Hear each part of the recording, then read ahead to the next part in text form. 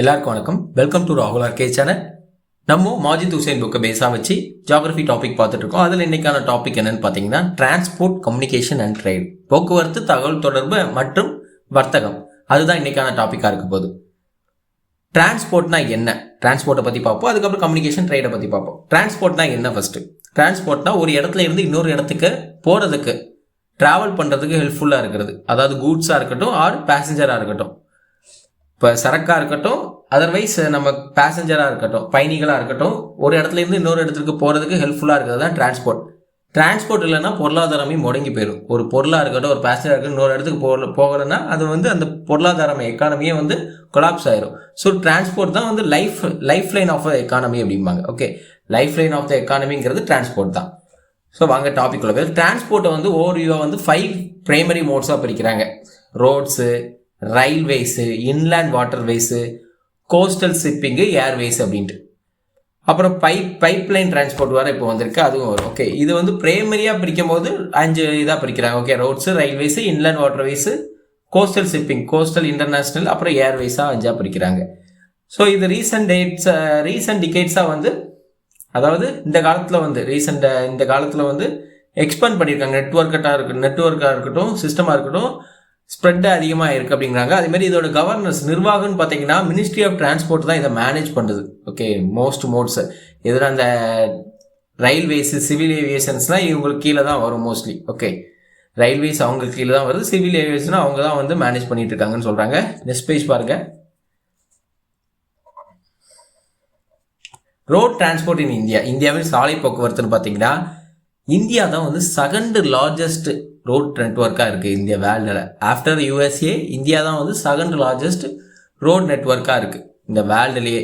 எவ்வளோ இருக்குது அப்படின்னு பார்த்தீங்கன்னா 4.3 மில்லியன் கிலோமீட்டர்.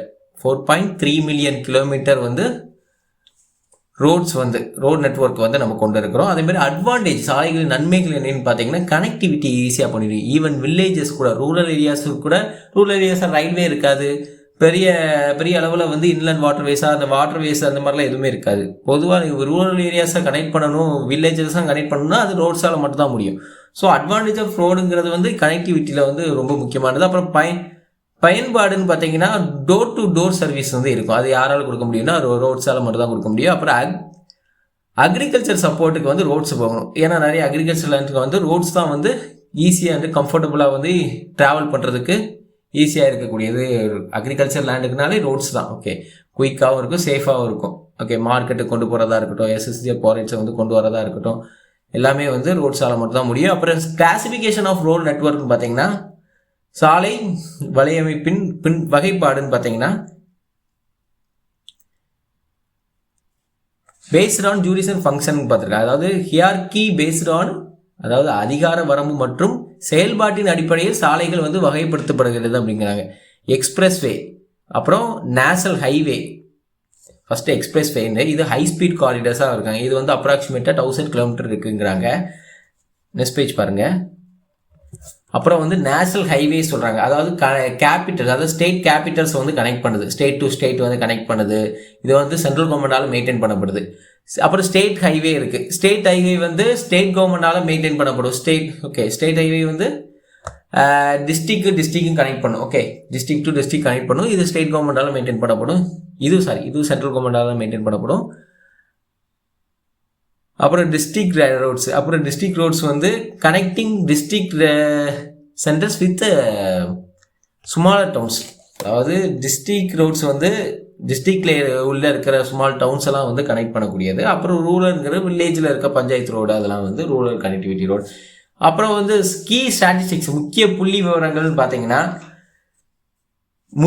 என்ன முரண்பாடு இருக்குது அப்படின்னு பார்த்தீங்கன்னா நேஷனல் ஹைவே 2% ஆகும். டோட்டல் ரோடில் 2% தான் நேஷனல் ஹைவே இருக்குது. ஆனால் அது 40% டோட்டல் டிராஃபிக் அங்கே தான் இருக்குது. அப்படி டோட்டல் டிராஃபிக்கில் 40% அங்கே தான் காணப்படுது அப்படிங்கிறாங்க. அதேமாதிரி டிராஃபிக் லோடுன்னு பார்த்தீங்கன்னா 65% of freight and 80% of passenger traffic. அதாவது சாலைகள் சரக்குகளை சுமார் 65% இதுவும் ஏற்றிட்டு போகுது. அதேமாதிரி பயணிகள் போகிறது 80% இருக்குது அப்படிங்கிறாங்க. அதெல்லாம் டிராஃபிக் சுமார் சாலைகள் 65% சரக்குகளையும் 80 பயணிகளையும் ஏற்றி செல்கிறார்கள் அப்படின்னு சொல்கிறாங்க. ஓகே, அது மாதிரி வெஹிக்கிள் க்ரோத்துன்னு பார்த்தீங்கன்னா நம்பர் ஆஃப் வெஹிக்கிள்ஸ், அதாவது 10.5 பெர் ஆனம் வந்து வெஹிக்கிள் க்ரோத் வந்து ஆகிட்டே இருக்குது அப்படிங்கிறாங்க. ஓகே, பெர் ஆனத்துக்கு வந்து 10.5% பெர் ஆனம் வந்து வெஹிக்கிள் க்ரோத்தும் ஆகிட்டே இருக்குது. வெஹிக்கிள் க்ரோத் ஆக ஆக டிராஃபிக்கும் அதிகப்படியாக ஆகிட்டு தான் இருக்கும்.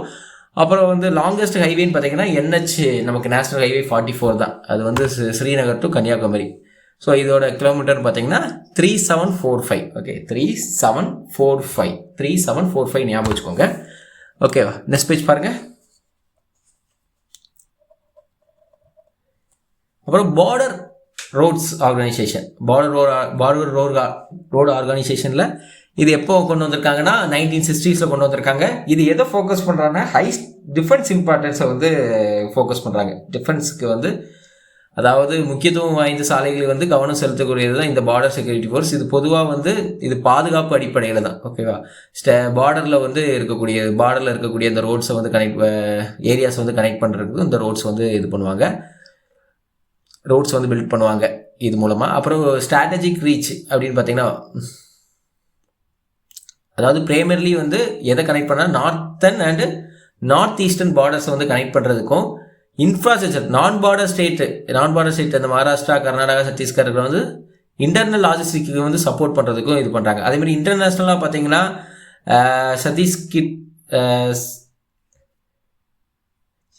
சஜிகிஸ்தான், ஆப்கானிஸ்தான், பூட்டான் அண்ட் மியான்மர், இந்த இதெல்லாம் வந்து கனெக்ட் பண்ணுறதுக்கு வந்து ரோடு வந்து கன்ஸ்ட்ரக்ட் பண்ணுறாங்க. அதே மாதிரி மேஜர் அச்சீவ்மெண்ட்ஸ்னு பார்த்தீங்கன்னா கன்ஸ்ட்ரக்டர் ஓவர் 35,000 கிலோமீட்டர் ஆஃப் ரோட்ஸை வந்து கன்ஸ்ட்ரக்ட் பண்ணியிருக்காங்க. அண்ட் சர்ஃபேஸ்டு, ஓகே, அதில் வந்து 40,500 கிலோமீட்டர் சாலைகளை வந்து மேம்படுத்தியிருக்காங்க அப்படின்னு சொல்கிறாங்க. ஓகே, இவ்வளோ இதான் இதோட மேஜர் அச்சீவ்மெண்ட்ஸாக பார்க்குறாங்க. அதே மாதிரி ஹை ஆட்டிடியூட் ஃபீட்ஸ்ன்னு பார்த்தீங்கன்னா சோஜிலா கார்கில், இந்த சோஜிலா கார்கில்னு ரொம்பவே வந்து ஹை ஆக்டிடியூட், அது ரொம்ப உயரத்தில் இருக்கக்கூடிய ரோட்ஸ், ரொம்பவே வந்து குறுகிய பாதையை கொண்டு 2 வண்டி தான் கரெக்டாக போக முடியுங்கிற மாதிரி இருக்கும். ரொம்பவே வந்து இதெல்லாம் வந்து மலை மூட்டில்னா அப்படி கார்னரில் மலையை குடஞ்சி அப்படி பண்ணியிருப்பாங்க, இந்த ரோட்ஸ்லாம் போட்டிருப்பாங்க. இது வந்து ரொம்பவே வந்து சிக்கலான பகுதிகளாக இருக்கும் ரோட்ஸ்லாம், அதெல்லாம் வந்து இவங்க போட்டிருக்காங்க ஹை ஆட்டிடியூட்ஸில். அதேமாதிரி மணாலி லே ரோட்ஸ், அதுவும் இங்கே வந்து இவங்க தான் போட்டிருக்காங்க 1998. அப்புறம் இதை மெயின்டைன் பண்ணுறாங்க, பாத்தகோட், ஜம்மு, ஸ்ரீநகர், இந்த நேஷனல் ஹைவேல தான் மெயின்டைன் பண்ணிட்டு இருக்காங்க. நெக்ஸ்ட் பேஜ் பாருங்கள். அப்புறம் சேலஞ்சஸ் அண்ட் ஃபியூச்சர் நீட்ஸ்னு பார்த்தீங்கன்னா, சவால்கள் மற்றும் எதிர்கால தேவைகள்னு பார்த்தீங்கன்னா ப்ரெஷர் ஆன் இன்ஃப்ராஸ்ட்ரக்சரல் ப்ரெஷர், அதாவது உட்கமைப்பு மீதான அழுத்தங்கள் அதிகமாகிட்டு இருக்கு, அது ஒரு பெரிய சேலஞ்சஸாக இருக்குது. ஹிண்டர்லேண்ட், பின்தங்கிய பகுதிகள் அணுகல், ரொம்ப பின்தங்கிய பகுதியாக ரிமோட் ஏரியா இருக்கும், அதெல்லாம் வந்து வந்து அணுகிறதுக்கு ரொம்ப கஷ்டமாக இருக்கும். அப்புறம் ரெகுலேஷனு, அதாவது ஒழுங்குமுறைப்படுத்த முடியாது அப்படிங்கிறாங்க, எனர்ஜி எஃபிஷியன்சியாக இருக்கும். ஓகே, பொல்யூஷன் கண்ட்ரோல் வந்து பண்ணுறதா இருக்கட்டும், இதெல்லாம் வந்து கஷ்டம் அப்படிங்கிறாங்க. அப்புறம் ரோட் சேஃப்டி, சாலை பாதுகாப்பு, அதுவும் வந்து ஒரு பெரிய இதாக இருக்குது. ஓகே, அதுவும் பெரிய சேலஞ்சாக இருக்குங்கிறாங்க. நெக்ஸ்ட் பேஜ் பாருங்க. கவர்னன்ஸ் அண்ட் ஏஜென்சியில் சென்ட்ரல் கவர்மெண்ட் அதுதான் வந்து பிரைமரி ரெஸ்பான்சிபிலிட்டி. எதுக்கு? நேஷனல் ஹைவே சிஸ்டத்துக்கு. ஓகே, நேஷனல் ஹைவே வந்து அவங்க தான் வந்து அவங்களுக்கு கீழே தான் இருக்குது, அவங்க தான் மெயின்டைன் பண்ணிகிட்டு இருக்காங்க.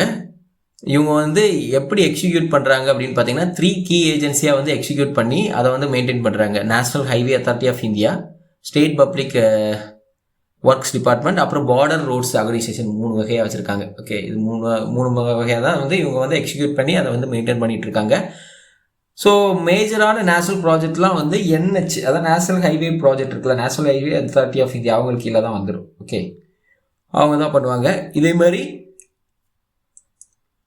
National expansion, network expansion and funding, அதில் பார்த்தீங்கன்னா க்ரோத் ஸ்ட்ராட்டஜிக்ஸில் டோட்டல் லென்த் வந்து 2017 பார்த்தீங்கன்னா எவ்வளோ எக்ஸ்பெண்ட் பண்ணிருக்காங்க? 1,15,435 கிலோமீட்டர் வந்து எக்ஸ்பெண்ட் பண்ணிருக்காங்க. சிக்னிஃபிகண்ட் என்ஹான்ஸ்மெண்ட் பார்த்தீங்கன்னா 91,000. ஓகே, 91,000 கிலோமீட்டர் வந்து 2014 டு அப்ராக்சிமேட்டாக 2018 131 வந்து எக்ஸ்பேண்ட் பண்ணியிருக்காங்க. This growth was largely driven by the declaration, அதாவது 39,040 kilometre of state roads and national highway வந்து இது பண்ணியிருக்காங்க. Okay,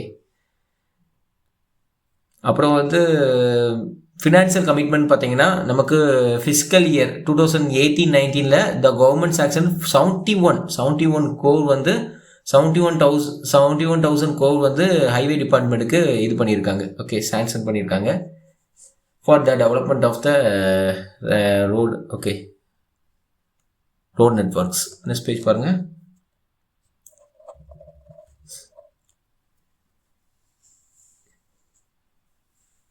okay, national highway development project. Okay, இது எது கீழே வருதுன்னு பார்த்தீங்கன்னா national highway authority of India கீழே வந்து கொண்டு வரக்கூடியதான் இருக்கக்கூடியதான் நேஷனல் ஹைவே டெவலப்மெண்ட் ப்ராஜெக்ட். அந்த national highway authority of India வந்து எப்படி மெயின்டைன் பண்ணுறாங்கன்னா மேஜர் நேஷனல் ப்ராஜெக்ட்ஸ் தான் அந்த NHDP இதை வச்சு தான் வந்து மெயின்டைன் பண்ணிட்டு இருக்காங்க, எக்ஸ்டாப்ளிஷ் பண்ணுவாங்க. ஓகே, இதுதான் வந்து இந்தியா டிரான்சிட் பேக்கு வந்து ஒரு பேக் போனாக வந்து அமையுது அப்படிங்கிறதையும் சொல்கிறாங்க. அப்புறம் இது வந்து என்ன ப்ராஜெக்ட்லாம் கொண்டு வந்திருக்காங்க, இந்த கோல்டன் குவாட்ரிலியன் சொல்லிட்டு ஒரு ப்ராஜெக்ட் கொண்டு வந்திருக்காங்க. ஜான்வரி 1999 வந்து லான்ச் பண்ணியிருக்காங்க. இது வந்து one of the largest road building project இந்த வேர்ல்டு. இதுக்கு உலகத்திலே வந்து பெரிய ப்ராஜெக்ட் ரோட் பில்டிங் ப்ராஜெக்ட்னு பார்த்தீங்கன்னா அது இதுதான் பாருங்க. இது டோட்டல் கிலோமீட்டர்னு பார்த்தீங்கன்னா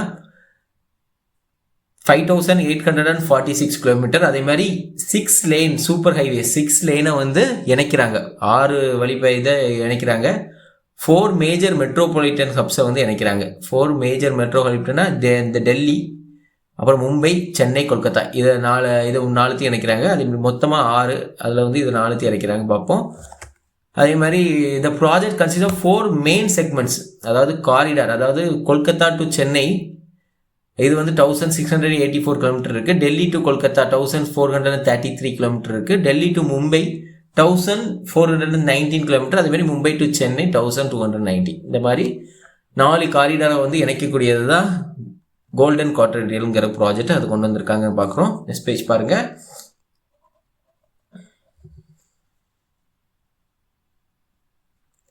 இந்த ஸ்ட்ராட்டஜிக் இம்பேக்ட்னு பார்த்தீங்கன்னா இந்த கோல்டன் குவாட்ரிலியனில் வந்து ஸ்ட்ராட்டஜிக் இம்பேக்ட் பார்த்தீங்கன்னா எக்கனாமிக் கனெக்டிவிட்டி. ஓகே, இது வந்து டிரான்ஸ்போர்ட் டைமு காஸ்ட் எல்லாத்தையும் வந்து கம்மி பண்ணுது. இது வந்து ரொம்பவே யூஸ்ஃபுல்லாக இருக்குது. இண்டஸ்ட்ரியல் மற்றும் கமர்ஷியலுக்கு வந்து கூட்ஸை வந்து டிரான்ஸ்போர்ட் பண்ணுறதுக்கு ரொம்பவே யூஸ்ஃபுல்லாக இருக்குது அப்படிங்கிறாங்க. அதேமாதிரி ஸ்டாண்டர்டைசேஷன், அதாவது வேர்ல்டு கிளாஸ் ரோட் சேஃப்டியை வந்து இது கொடுக்குது அப்படிங்கிறாங்க. கன்ஸ்ட்ரக்ஷன் வந்து ஸ்டாண்டர்டாக இருக்குது, எல்லாமே வந்து இந்தியன் ரோட் நெட்வொர்க்கை வந்து ப்ராப்பராக வச்சுக்குது. அப்புறம் லாஜிஸ்டிக் எஃபிஷியன்சின்னு பார்த்தீங்கன்னா ஜஸ்ட் இன் டைம், அப்புறம் டெலிவரி வந்து ஜஸ்ட் இன் டைமில் வந்து கொடுக்க முடியுது அப்படிங்கிறாங்க, அதான் சொல்ல வராங்க. அப்புறம் நேஷனல் ஹைவே டெவலப்மெண்ட் ப்ராஜெக்ட் இது வந்து கன்யூடாக வந்து பியாண்ட் கோல்டன் குவாட்ரிலியன் தவிர critical phases pan India connectivity இது பண்ணுறாங்க. அதாவது நார்த் சவுத் காரிடராக இருக்கட்டும், ஈஸ்ட் வெஸ்ட் காரிடராக இருக்கட்டும், இதுவும் இவங்களுக்கு கீழே தான் வரும். இதில் வந்து என்ன aim to connect Srinagar Jammu and காஷ்மீரில் இருக்குது டு கன்னியாகுமரி இது வரை கனெக்ட் பண்ணுறாங்க, இன்க்ளூடிங் த கொச்சி சேலமும் இதில் வரும் அப்படிங்கிறாங்க. ஓகே, நெக்ஸ்ட் பேஜ் பாருங்கள். அப்புறம் ஈஸ்ட் வெஸ்ட்டில் வந்து சில்சார் ஆசாம் டு போர்பந்தர் குஜராத் இது வரை. ஓகே, அதேமாதிரி ஃபோக்கஸஸ் ஆன் வைடிங் நேஷனல் ஹைவேஸை வந்து 4/6 லைனாக வந்து ஸ்டாண்டர்டாக வந்து இது பண்ணணும் அப்படின்ட்டு அதுதான் ஃபோக்கஸ் பண்ணிகிட்டு இருக்காங்க, அவங்களோட டார்கெட்டாக தான். அப்புறம் private sector participation and incentives, தனியாரோட பங்களிப்பு என்னன்னு பார்த்தீங்கன்னா பியூர்லி கவர்மெண்ட் ஃபண்டட் ப்ராஜெக்டை வந்து பப்ளிக் ப்ரைவேட் பார்ட்னர்ஷிப்பாக வந்து மாற்றுறாங்க. ஓகே, மாற்றி த கவர்மெண்ட் இன்ட்ரெஸ்ட் சவரல் இன்சென்டிவ் வந்து கொடுக்குறாங்க. இண்டஸ்ட்ரியல் ஸ்டேட்டஸ், அதாவது ரோட் செக்டரும் ஆஸ் அ இண்டஸ்ட்ரியாக வைக்கிறாங்க. அப்புறம் ஃபினான்சியல் சப்போர்ட், அதாவது கேபிட்டல் சப்சிடி 40% வந்து ப்ராஜெக்ட் வந்து இது பண்ணுறாங்க. ஓகே, அவங்ககிட்ட இருந்து இது பண்ணுறாங்க, ஃபண்டை வந்து வாங்கிக்கிறாங்க. அப்புறம் டேக்ஸ் பெனிஃபிட்ஸ் வந்து 100% டேக்ஸ் எக்ஸம்ஷன் கொடுக்காங்க அவங்களுக்கு. இந்த மாதிரி பெனிஃபிட் கொடுக்கறனால அவங்களோட ப்ரைவேட் செக்டரோட ஃபண்டு நமக்கு கவர்மெண்ட்டுக்கு வந்து அது மூலமாக வந்து நிறைய வந்து நல்ல ரோடுகளை வந்து நல்ல ரோடு நெட்வொர்க்ஸை வந்து இன்வெஸ்ட் பண்ணி அதை வந்து போட முடியுது. ஓகே, கிரியேட் பண்ண முடியுது. Investor have the right to collect and retain டோல்ஸுங்கிறதுன்னு சொல்கிறாங்க. இன்வெஸ்டருக்கு அந்த ரைட்ஸ் உண்டு, டோலை வந்து ரீட்டைன் பண்ணி வச்சுக்கவும் கலெக்ட் பண்ணுறதுக்கும் அப் டு 30 இயர்ஸ் வரை அவங்களுக்கு வந்து அந்த இது ரைட்ஸ் இருக்குது அப்படிங்கிறாங்க. ஓகே, அந்த ரோடை போட்டு அந்த அப் டு 30 இயர்ஸ் வரை அவங்களுக்கு அந்த ரைட்ஸ் இருக்குது. அதுமாதிரி இன்வெஸ்ட்மெண்ட் ஈஸின்னு பார்த்தீங்கன்னா 100% ஃபாரின் டைரக்ட் இன்வெஸ்ட்மெண்ட் அலோடு அப்படிங்கிறாங்க. ஃபாரின் டைரக்ட் இன்வெஸ்ட்மெண்ட் வந்து எக்ஸ்டர்னல் கமர்ஷியல் பாரோயிங் அது மூலமாக அந்த நாம்ஸ் மூலமாக வந்து அலோவ் பண்ணப்படுது. 100% ஃபாரின் டைரக்ட் இன்வெஸ்ட்மெண்ட் வந்து அலோவ் பண்ணுறாங்க அப்படின்னு சொல்கிறாங்க. நெக்ஸ்ட் பேஜ் பாருங்கள். அப்புறம் ப்ரீ கன்ஸ்ட்ரக்ஷன் சப்போர்ட்னு பார்த்தீங்கன்னா முன்கட்டம் ஆதரவு பார்த்தீங்கன்னா கவர்மெண்ட் ப்ரொவைட்ஸ், அதாவது என்கமர்ஸ் ஃப்ரீ சைட்ஸ் அப்படிங்கிறாங்க. ஃபார் லேண்ட் அக்யூசியேஷனுக்காக இருக்கட்டும், என்விரான்மெண்ட் கிளியரன்ஸ் இருக்காங்க, இதுக்கெலாம் வந்து நிலம் கையெழுத்துப்படுத்துறதுக்கும் சுற்றுச்சூழல் அனுமதி வந்து கையாளுறதுக்கும் சிக்கலாக இல்லாத இடங்களை வந்து அரசு வந்து வழங்கிக்கிறது அப்படிங்கிறத சொல்ல வராங்க. அப்புறம் state, district and rural roads, அதாவது state, district and rural roads பார்க்க போகிறோம். ஸ்டேட் ஹைவேன்னு பார்த்தீங்கன்னா அப்ராக்சிமேட்டாக எவ்வளோ இருக்குது அப்படின்னு பார்த்தீங்கன்னா 1,54,522 154,522 கிலோமீட்டர் வந்து 2017 எடுத்தபடி இவ்வளோ இருக்குது. இதில் வந்து ஃபண்டிங் ஸ்கீம் வந்து சென்ட்ரல் ரோட் ஃபண்டு CRF அவங்க வந்து ஃபண்ட் பண்ணி இது பண்ணுறாங்க. யூஸ்டு ஃபார் இம்ப்ரூவிங் ஸ்டேட் ரோட்ஸை இது பண்ணுறதுக்கு.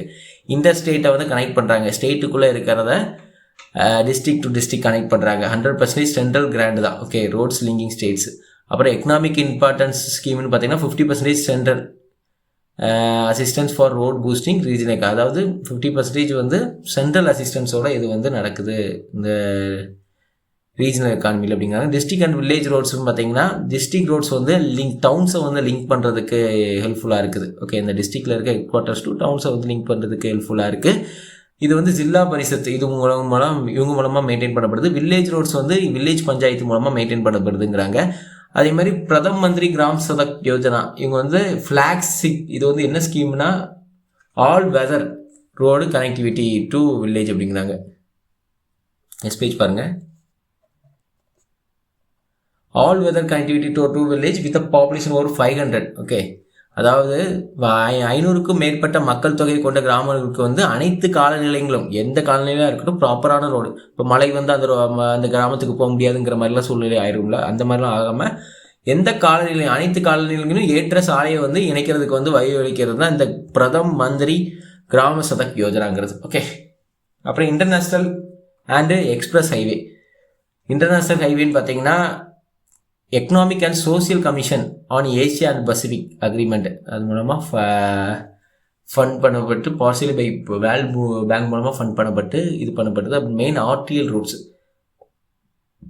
அதாவது லாகூர், அம்ரிஸ்டர், டெல்லி, மண்டாலே, அப்புறம் பார்ஹி, காத்மண்டு, இதெல்லாம் வந்து கனெக்ட் பண்ணக்கூடியதாக இருக்குது. கனெக்டிங் ரூட்ஸ்ன்னு பார்த்தீங்கன்னா major ports and industrial centres to arterial roads. Okay, Agra, Mumbai, Delhi, Multan இதெல்லாம் வந்து கனெக்ட் பண்ணுதுங்கிறாங்க.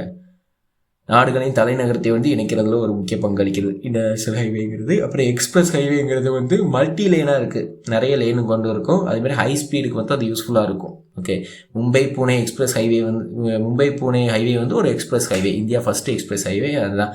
அதேமாதிரி Durgapur Kolkata express highway, Kolkata to Dumdum airport highway, இதெல்லாம் வந்து எக்ஸ்பிரஸ் ஹைவேயாக வந்து இருக்குது அப்படிங்கிறாங்க. நெக்ஸ்ட் பேஜ் பாருங்கள்.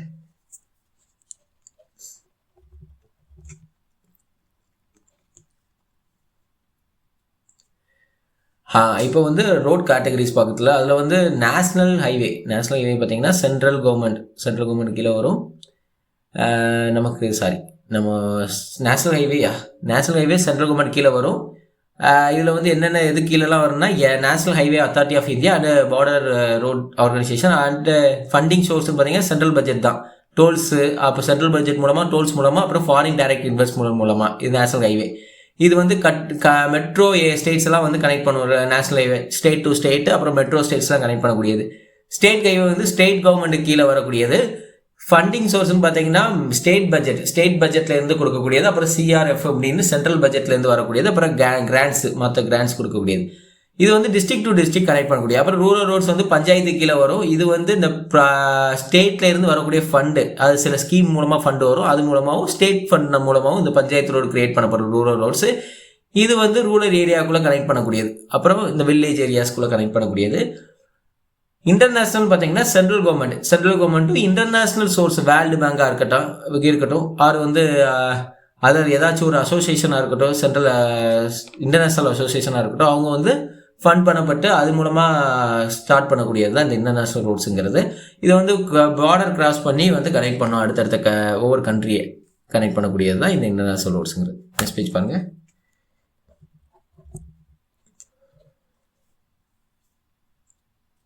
அப்புறம் major national highway and roots.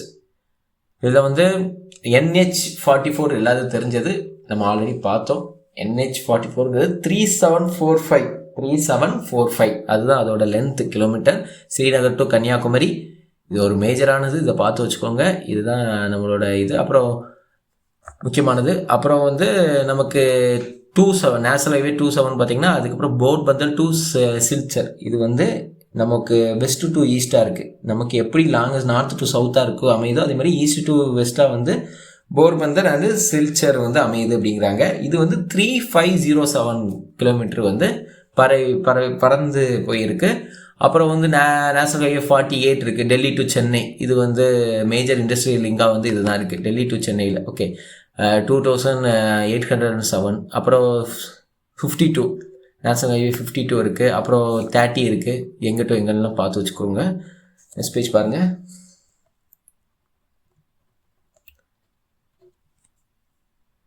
அப்புறம் 53 இருக்குது. 53ங்கிறது அதாவது இது வந்து 1781 கிலோமீட்டர் வந்து பறந்து இருக்கு அப்படின்னு பார்க்குறோம். இது எங்கன்னு பார்த்து வச்சுக்கோங்க. அப்புறம் 66, அப்புறம் 1913 அப்படின்னு இருக்குது. 19 வந்து டெல்லி டு கொல்கத்தா. ஓகே, இது வந்து ஹிஸ்டாரிக் கிராண்ட் ரோடு அப்படின்னு சொல்கிறாங்க. அப்புறம் roads and rural development plans, சாலைகள் மற்றும் கிராமப்புற மேம்பாட்டு திட்டங்கள்னு பார்த்தீங்கன்னா, கவர்மெண்ட் வந்து பிளானை வந்து இன்டகிரேட் பண்ணுது. ஓகே, கன்ஸ்ட்ரக்ஷன் ரோட் கன்ஸ்ட்ரக்ஷனுக்கு வந்து இன்டகிரேட் பண்ணுது. Social welfare and employment scheme ஆக இது பண்ணுது. எதுக்காகனா ரூரல் பாப்புலேஷன், அதாவது ரூரல் பாப்புலேஷனை கனெக்ட் பண்ணுறதுக்கு. எதுக்காக இந்த சாலைகள் மற்றும் கிராமப்புற மேம்பாட்டு கொண்டு வராங்கன்னா, கிராமப்புறத்தில் இருக்கவங்களுக்கும் எல்லாமே கிடைக்கணும், இன்ஃப்ராஸ்ட்ரக்சர் அங்கேயும் டெவலப் ஆகணும், அவங்களும் தேர் அண்ட் த ஃபண்டமெண்டல் ரைட்ஸ்லாம். ஸோ வந்து அடிப்படை உட்கட்டமைப்புங்கிறது அவங்களுக்கும் கிடைக்கணும் அடிப்படையாக அப்படின்னு சொல்லிட்டு ஸோ இது பிளானை வந்து இது பண்ணியிருக்காங்க. மினிமம் நீட்ஸ் ப்ரோக்ராம் சொல்லிட்டு ஃபோக்கஸ்டு பேசிக் இன்ஃப்ராஸ்ட்ரக்சர் ஆச்சும் ஃபண்டமெண்டல் ரைட்ஸ், பேசிக் இன்ஃப்ராஸ்ட்ரக்சர் எல்லாமே அங்கே கிடைக்கணும் அப்படின்னு சொல்லிட்டு, அதேமாதிரி எம்ப்ளாய்மெண்ட் லிங்க்டு ஸ்கீம் மூலமாக rural landless employment guarantee and Jawahar page பாருங்க. ஜவஹர் ராஸ்கர் யோஜனா, அது மூலமாக லோக்கல் ரோட்ஸை வந்து பில்ட் பண்ணுறதுக்கு, ப்ரொவைடிங் ஜாப்ஸ் வழங்குறதுக்கு இது பண்ணுறாங்க. இந்த ஸ்கீம்ஸ்லாம் கொண்டு வந்திருக்காங்க. அப்புறம் டார்கெட் கனெக்டிவிட்டின்னு பார்த்தீங்கன்னா, அதாவது 500 ஆர் அதுக்கு மேலே இருக்க வில்லேஜஸ் எல்லாமே கனெக்ட் பண்ணணும், ரோட்ஸ் மூலமாக ப்ராப்பராக க்ளீன் பண்ணணும் அப்படின்னு சொல்கிறது தான் எங்களோட டார்கெட்டாக இருக்குது. அதே மாதிரி CAD கமாண்ட் ஏரியா டெவலப்மெண்ட், அதாவது இவங்க என்ன ஸ்பெசிஃபிக்காக டார்கெட் பண்ணுறாங்கன்னா, ரோடு இன்ஃப்ராஸ்ட்ரக்சர் இருந்து அக்ரிகல்ச்சர் ஏரியாவில் ரோடு இன்ஃப்ராஸ்ட்ரக்சர் இது பண்ணுறக்கூடியவங்க தான் இந்த CADங்கிறாங்க. ஓகே, அக்ரிகல்ச்சர் ஏரியாவில் வந்து ரோடு இன்ஃப்ராஸ்ட்ரக்சர் ப்ராப்பராக இருக்குதா அப்படின்னு பார்க்கக்கூடியவங்க. அப்புறம் டென்சிட்டி ஆஃப் ரோட்ஸ், சாலைகள் அடர்த்தின்னு பார்த்தீங்கன்னா, distribution of roads network uneven. இந்தியாவில் வந்து அன்ஈவனாக இருக்குது, ரோட் நெட்வொர்க்ஸ் வந்து அன்ஈவனாக இருக்குது அப்படின்னு பார்க்குறோம். எதனாலனா வந்து வேரிங் டோப்போகிராஃபி, அதாவது இந்தியாவின் சாலை வலையமைப்பின் பரவல் காரணமாகவும் எக்கனாமிக் பொருளாதார வளர்ச்சி காரணமாகவும், நிலப்பரப்பு காரணமாகவும், எக்கனாமிக் டெவலப்மெண்ட் காரணமாகவும் டிஸ்ட்ரிபியூஷன் வந்து நமக்கு அன்ஈவனாக இருக்குது அப்படிங்கிறாங்க. ஓகே, அதே மாதிரி ஹை டென்சிட்டி ஸ்டேட்ஸ்ன்னு பார்த்தீங்கன்னா, கோவா, கேரளா, பஞ்சாப் இதெல்லாம் ஹை டென்சிட்டி ஸ்டேட்ஸு. ஸோ அதுக்கப்புறம் மகாராஷ்டிரா, தமிழ்நாடு. நெக்ஸ்ட் பேஜ் பாருங்கள்.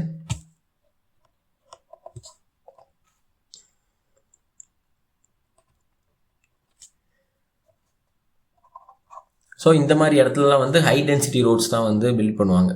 ஓகே, அப்புறம் வந்து லோ டென்சிட்டி ஸ்டேட்ஸ் தான் Jammu and Kashmir, Bihar, Chhattisgarh, Jharkhand and Madhya Pradesh. Special சேலஞ்சஸ்ன்னு பார்த்தீங்கன்னா நார்த் ஈஸ்ட் இந்தியன் ஸ்டேட்ஸ்.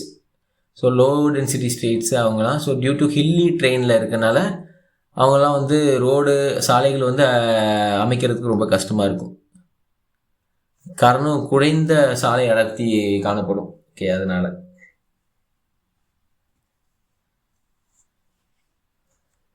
அப்புறம் டிரான்ஸ்ஃபர்மேஷன் அண்ட் கவர்மெண்ட் இனிஷியேட்டிவ்ஸில்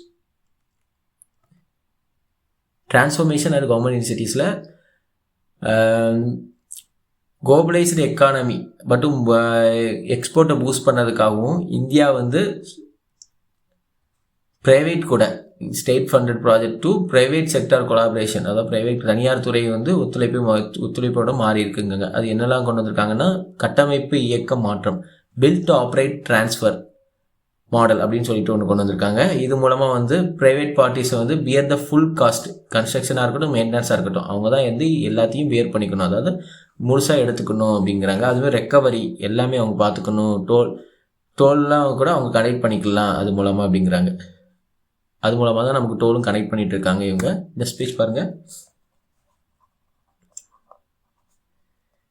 அப்புறம் குளோபல் இன்டெகிரேஷன், ஃபாரின் கொலாபரேஷன், இது வந்து கவர்மெண்ட் வந்து ஜாயிண்ட் வெஞ்சர், அதாவது இன்டர்நேஷ்னல் இன்ஃப்ராஸ்ட்ரக்சர் ஃபர்ம்ஸோட, அதாவது கூட்டு முயற்சிகளை மேற்கொள்ள அரசாங்கம் வந்து தீவிரமாக இது சர்வதேச உட்கமைப்போட கூட்டு முயற்சி வந்து இது பண்ணுறதுக்கு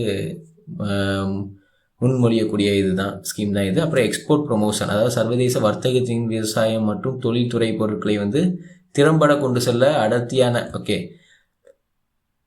அடர்த்தியாகவும் சாலை வலையமைப்பை வந்து ஒரு முன் நிபந்தனையாகவும் வந்து அங்கீகரிக்கப்பட்டுள்ளது அப்படிங்கிறாங்க. அப்புறம் ரீசன்ட் 2006 ஃபோக்கஸ் என்ன பண்ணுறாங்கன்னா க்ரீன் ஹைவேஸ், க்ரீன் எக்ஸ்பிரஸ் வே அப்படின்னு ஃபோக்கஸ் பண்ணுறாங்க. அதாவது இந்த echo friendly construction materials, literally நமக்கு எக்கோ ஃப்ரெண்ட்லியாக இருக்கணும், அது வந்து எந்த வகையும் சுற்றுச்சூழலை பாதிப்படையக்கூடாது அப்படின்னு சொல்லிட்டு எக்கோ ஃப்ரெண்ட்லியாக இது பண்ணுறாங்க. அந்த பொருட்கள் யூஸ் பண்ணோம். அது மற்றும் சூரிய ஒளியில் இயங்கும் சாலைகளை வந்து நோக்கி மாற்றோம், சூரிய ஒளியில் சாலை இயங்கணும் அப்படிங்கிறதெல்லாம் சொல்ல வராங்க. சோலார்ஸ் வந்து அமைக்கணும்னு சொல்ல வராங்க. அப்புறம் இப்போ மல்டி மோடல் லாஜிஸ்டிக் ப்ராக்ஸ், அதாவது நிறைய பார்ட்ஸ் வந்து அமைக்கணும், போக்குவரத்து, ரயில் மற்றும் அந்த கடல் துறைமுகத்தோட தடையின்றி ஒரு இது, அதாவது என்ன சொல்கிறாங்கன்னா ரோடு அலான் சைடில் வந்து பார்ட்ஸாக இருக்கட்டும், நிறைய மரங்கள் நடுறதா இருக்கட்டும், அப்புறம் வந்து ஈஸியாக வந்து எல்லாத்தையும் ரயில்வேயாக இருக்கட்டும், ஒரு சீயாக இருக்கட்டும், ரோட் டிரான்ஸ்போர்ட் எல்லாத்தையும் ஈஸியாக கனெக்ட் பண்ண மாதிரி இருக்கணும் அப்படின்னு சொல்லி சொல்கிறாங்க. ஸ்பீச் பாருங்கள். அப்புறம் ரீசன்ட் ஸ்ட்ராட்டஜிக் ரோடு இனிஷியேட்டிவ்ஸில் India has focus on regional connectivity, digital integration but green infrastructure, மூணுத்தையும் இது பண்ணுறாங்க, ஃபோக்கஸ் பண்ணுறாங்க. இன்டர்நேஷ்னல் கோஆப்ரேஷன் பார்த்தீங்கன்னா நேபாளோட ஒரு அக்ரிமெண்ட் போட்டிருக்காங்க, இது ரீகன்ஸ்ட்ரக்ஷனுக்கும் ப்ராஜெக்ட் மேனேஜ்மெண்ட் கன்சல்டன்சி. எதுக்காகனா இன்ஃப்ராஸ்ட்ரக்சர் டெரைன் ரீஜனில் இருக்கிற ரோட்ஸில் வந்து அப்கிரேட் பண்ண. அப்புறம் டிஜிட்டல் இன்டெகிரேஷன், அதாவது DigiLocker integration, driving licence, vehicle registration certification for paperless governance வந்து கிரியேட் பண்ண. எதுக்கு எடுத்தாலும் பேப்பர் எல்லா இடத்துக்கும் எடுத்துகிட்டு போகணும் அவசியம் இல்லைல்ல. ஸோ அதுக்காக கொண்டு வந்தது தான் டிஜிலாக்கர் இன்டெகிரேஷனுங்கிறது. அப்புறம் ரீஜனல் இன்வெஸ்ட்மெண்ட், அதாவது 12 மேஜர் ப்ராஜெக்டை வந்து 10,500 கோடிக்கு பஞ்சாபில் தொடங்கியிருக்காங்க. ஸ்ரோப்பர், சம்ப்ரலா, ஜலந்தர் அப்படின்னு சொல்லிட்டு 3 இதில் வந்து தொடங்கியிருக்காங்க, 12 மேஜர் ப்ராஜெக்ட்ஸ். அப்புறம் பாரத்மாலா பரியோஜனா வந்து பூஸ்ட் கனெக்டிவிட்டி, பார்டர் ஏரியாஸை வந்து கோஸ்டல் ரீஜன் மற்றும் நான் மேஜர் போர்ட்ஸ் கூட கனெக்ட் பண்ணக்கூடியது. Border areas and coastal region மற்றும் நான் மேஜர் போர்ட்ஸ்லாம் கனெக்ட் பண்ணக்கூடியது தான் இந்த பாரத்மாலா பரியோஜனா. அதை கனெக்ட் பண்ணக்கூடிய ரோட்ஸ் கொண்டு வரதுக்கு அது இந்த ஸ்கீம் மூலமாக கொண்டு வராங்க. இன்வெஸ்ட் பண்ணி இதில் வந்து இவ்வளோ நாள் எவ்வளோ வந்து கொண்டு வந்திருக்காங்க பார்த்தீங்கன்னா, எவ்வளோ டெவலப் பண்ணியிருக்காங்கன்னா 26,000 கிலோமீட்டர் வந்து எக்கனாமிக் காரிடார் வந்து கொண்டு வந்திருக்காங்க. அதே மாதிரி design to work in synergy with the Sagarmala project port led development, அதாவது அதோட சேர்ந்து சகர்மலா ப்ராஜெக்டோட சேர்ந்து ஒர்க் ஆகிற மாதிரி இணைச்சிருக்காங்க, டெவலப் பண்ணியிருக்காங்க அப்படின்னு சொல்கிறாங்க. ஸ்பீச் பாருங்கள். அப்புறமாக நேஷ்னல் க்ரீன் ஹைவே ப்ராஜெக்ட்னு பார்த்தீங்கன்னா 2016 கொண்டு வந்திருக்காங்க.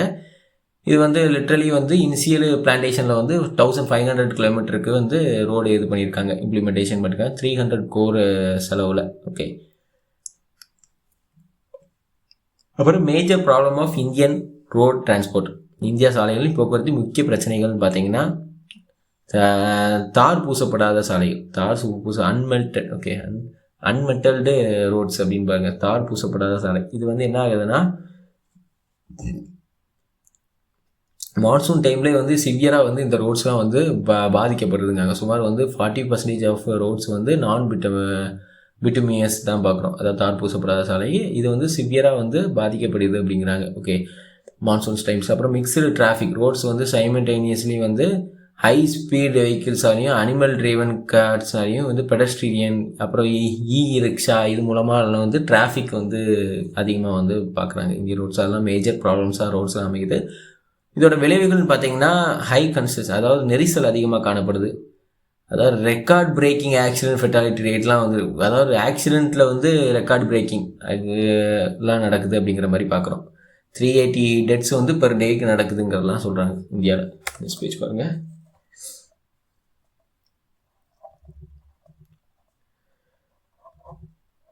அப்புறம் ரீஜனல் டேட்டான்னு பார்த்தீங்கன்னா உத்தரப்பிரதேஷ் அண்ட் தமிழ்நாடு இவங்க தான் வந்து ஹையஸ்ட் ரோட் டெத்ஸ் வந்து அதிகமாக வச்சுக்கிறது. உத்தரப்பிரதேஷ் அதுக்கப்புறம் தமிழ்நாடு இவங்க 2 பேர் தான் வந்து ரோட் டெத்ஸில் வந்து அதிகமாக. அப்புறம் நம்ம தான் வந்து இந்தியாவில் வந்து second largest accident state, second largest death road accident டெத்தில் வந்து செகண்ட் லார்ஜஸ்ட்டு ஸ்டேட்டாக இருக்கிறது நம்ம தமிழ்நாடு தான். அட்மினிஸ்ட்ரேட்டிவ் பாட்டில் நெக்ஸ், அதாவது நிர்வாக தடைகள்னு பார்த்தீங்கன்னா வேரிங் ஸ்டேட்ஸ் டேக்ஸ் மாறுது, டோல் கலெக்ஷன் வந்து டிலே ஆகும், ரெடியூஸ் அந்த டிலே ஆகிற மூலமாக, அப்புறம் செக் போஸ்ட் அதிகமாக இருக்குன்னா அது மூலமாக இதெல்லாம் வந்து ஒரு பெரிய பிரச்சனையாக அமைஞ்சிட்ருக்கு. மோசமான வசதிகள், அதாவது இன்னும் டிஸ்ட்ரிபியூஷன் ஆஃப் ரிப்பேர் ஷாப் கம்மியாக இருக்கிறது, ஃபஸ்ட் எய்ட் சென்டர்ஸ் இல்லாமல் இருக்கிறது, ரெஸ்ட் ஏரியாஸ் கம்மியாக இருக்கிறது, இதெல்லாம் வந்து பெரிய பிரச்சனையை ஏற்படுத்துது அப்படிங்கிறாங்க. ஓகே, இதெல்லாம் வந்து மேஜர் ப்ராப்ளமாக பார்க்கப்படுது. அப்புறம் ஃபினான்சியல் பாலிசி இன்ஸ்டபிலிட்டி, நிதி மற்றும் கொள்கை நிலையற்ற தன்மை, அதாவது மெயின்டெனன்ஸ் ஃபண்டு இல்லாத, அப்புறம் ரோட் பாலிசியை வந்து ஷிஃப்ட் பண்ணுறாங்க. கவர்மெண்ட் வந்து சேஞ்ச் ஆகும்போது பாலிசியும் வந்து ஷிஃப்ட் பண்ணுறாங்க, ப்ராப்பராக வந்து மெயின்டைன் பண்ண மாட்டேங்காங்க ஃபண்டு ஸ்டோரேஜ் அப்படின்னு சொல்லிட்டு அதையும் பார்க்குறோம். அப்புறம் ரயில் டிரான்ஸ்போர்ட் அடுத்தது பார்க்கக்கூடியது. ரயில் வந்து life line of the nation அப்படிங்கிறாங்க. Okay, life line of the nation சொல்லிட்டு ரயில் டிரான்ஸ்போர்ட்டை சொல்கிறாங்க. இந்தியா பொறுத்த தேர்டு லார்ஜஸ்ட் ரயில் நெட்வொர்க் இந்த வேர்ல்ட் அப்படிங்கிறாங்க. இந்தியா தான் வந்து தேர்ட் லார்ஜஸ்ட், நம்ம ரோடில் பார்த்தீங்கன்னா செகண்ட் லார்ஜஸ்ட்டு ரோட் நெட்வொர்க் இந்த வேர்ல்டு வந்து India, third largest rail network இந்த வேர்ல்டு வந்து நமக்கு இந்தியா தான். ஓகே, தேர்டில் இந்த ரயில்வேயில் வந்து தேர்டு. ஹிஸ்டாரிக்கல் எவால்யூஷன் பார்த்தீங்கன்னா ஃபஸ்ட் லைன் 1953 வந்து அமைச்சிருக்காங்க, மும்பை டு தானே. எவ்வளோன்னா 34 கிலோமீட்டருக்கு. ஸோ அதுக்கப்புறம் கொல்கத்தா ஃபாலோட் பை கொல்கத்தா ரணிகஞ்ச் கொல்கத்தா ரணிகஞ்ச், அதுக்கு 1954, 1953 1950. அப்புறம் சென்னை அரக்கோணம் 1853 1854. இது வந்து கொல்கத்தா சென்னை அரக்கோணத்தில் 1856. ஓகே, ஒரு நிமிஷம் கைஸ்.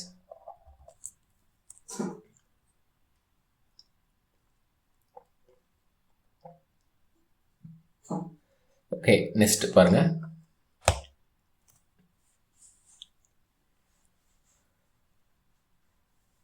நேஷனலைசேஷன். ஓகே, விரிவாக்கம். நேஷனலைசேஷனில் இந்த பிரைவேட் வந்து British owned companies were integrated into single government manage. Okay, அதாவது என்னன்னு பார்த்தீங்கன்னா 1950s வந்து பிரிட்டிஷ் நிறுவனங்கள் வந்து ஒருங்கிணைக்கப்பட்டு ஒரே அரசு நிறுவனமாக மாற்றப்பட்டது அப்படிங்கிறாங்க. ஓகே, ஆனால் இந்தியாவில் அப்படி இல்லை. Network statistics and technical features. Network statistics and technical ஃபீச்சர்ஸில் ரூட் லென்த்னு பார்த்தீங்கன்னா நெட்வொர்க்கில் அப்ராக்சிமேட்லி வந்து நேஷனலைசேஷன், அதாவது இந்தியாவும் அப்படி தான், பிரிட்டிஷ் நம்ம ரயில்வே பற்றி தானே பார்த்துட்டு இருக்கோம். ஓகே, சிங்கிள் கவர்மெண்ட் மேனேஜர் என்டிட்டியாக 1950s வந்து பிரிட்டிஷ்னால, ஓகே, ப்ரைவேட் பிரிட்டிஷ் ஓன் கம்பெனிஸ்னால வந்து மாற்றப்படுது தான் இந்தியாவில் இருக்கிற ரயில்வே. ஸோ வந்து மேஜராக இது நேஷனலைசேஷன், தேசியமயமாக்கலாக இருக்குது ரயில்வேங்கிறது. ஒரே ஒருத்தங்க கையில் தான் இருக்குது, அது நேஷ்னல், அவங்க தான் சென்ட்ரல் கவர்மெண்ட் கையில் தான் இருக்குது, அதுதான் சொல்கிறாங்க. அப்புறம் நேஷ்னல் நெட்வொர்க் ஸ்டாட்டிஸ்டிக்ஸ் அண்ட் நான் வந்து ரோட்ஸை பற்றி இன்னும் சொல்லிட்டு இருக்கோன்னு நினச்சிக்கிட்டேன், அப்புறம் network statistics and technical features. Route லென்த்னு பார்த்தீங்கன்னா அப்ராக்சிமேட்லி 67,368 கிலோமீட்டர் வந்து கனெக்ட் பண்ணுது. எவ்வளோ ஸ்டேஷன் இருக்குன்னு பாருங்கள், 7,030 ஸ்டேஷன்ஸ் வந்து கொண்டு அமைஞ்சிருக்கு அப்படிங்கிறாங்க. அதே மாதிரி ப்ராட்கேஜ், 80 ப்ராட்கேஜ்னால் 3 வகையான கேஜ் உண்டு. அதாவது கேஜ்னா அந்த லிட்டரலி நமக்கு அந்த ட்ராக் அதை வந்து கேஜ் 3 வகையாக பிரிப்பாங்க. மீட்டர் கேஜ், ப்ராட் கேஜ் அப்படின்னு சொல்லிட்டு. ப்ராட் கேஜ் வந்து 85% ஆஃப் ரூட் வந்து ப்ராட் கேஜ் பிரைமரி ஃபோக்கஸ். அப்புறம் மீட்டர் கேஜ் வந்து கம்மியாக இருக்குது, அதை விட நேரோ கேஜ் கம்மியாக இருக்குன்னு பார்க்குறோம். அதுமாரி ஃப்ளீட்டுன்னு பார்த்தீங்கன்னா இயந்திரங்கள் பார்த்தீங்கன்னா லோக்கோமோட்டிவ்ஸ்னு பார்த்தீங்கன்னா 8500 லோக்கோமோட்டிவ்ஸும் அதாவது 2 லட்சத்துக்கு மேலே வேகங்களும் வந்து அமைஞ்சிருக்கு. ஓகே, அவ்வளோக்குள்ள நம்ம அதிகமான ரயில் வந்து வச்சுருக்கோம். அதுமாதிரி எலக்ட்ரிஃபிகேஷன் வந்து significant percent 41% of running tracks வந்து எலக்ட்ரிஃபைடுங்காங்க. 41% வந்து இந்தியாவில் ரன்னிங் ட்ராக்ஸ் வந்து எலக்ட்ரிஃபைடு, அதாவது எலக்ட்ரிசிட்டியால் வந்து ரயில்கள் ஓடிட்டுருக்கு அப்படின்னு பார்க்காங்க. நெக்ஸ்ட் பேஜ் பாருங்கள்.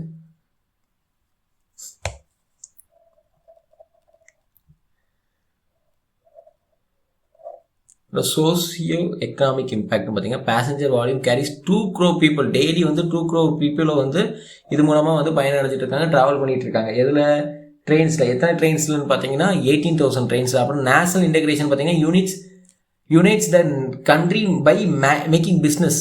அதாவது தேசிய ஒருமைப்பாடுன்னு பார்த்தீங்கன்னா புனித யாத்திரைகளாக இருக்கட்டும், எஜுகேஷனுக்காக இருக்கட்டும், பிஸ்னஸ்க்காக இருக்கட்டும், இது யூஸ் பண்ணுறாங்க. அதுமாதிரி கிரைசிஸ் மேனேஜ்மெண்ட் பார்த்தீங்கன்னா பேரிடர் மேலாண்மை பார்த்தீங்கன்னா டிராஃப்ட், வறட்சி, flood, Wars and national calamities மற்றும் இதெல்லாம் வந்து முக்கிய பங்கு வகிக்குது அப்படிங்காங்க.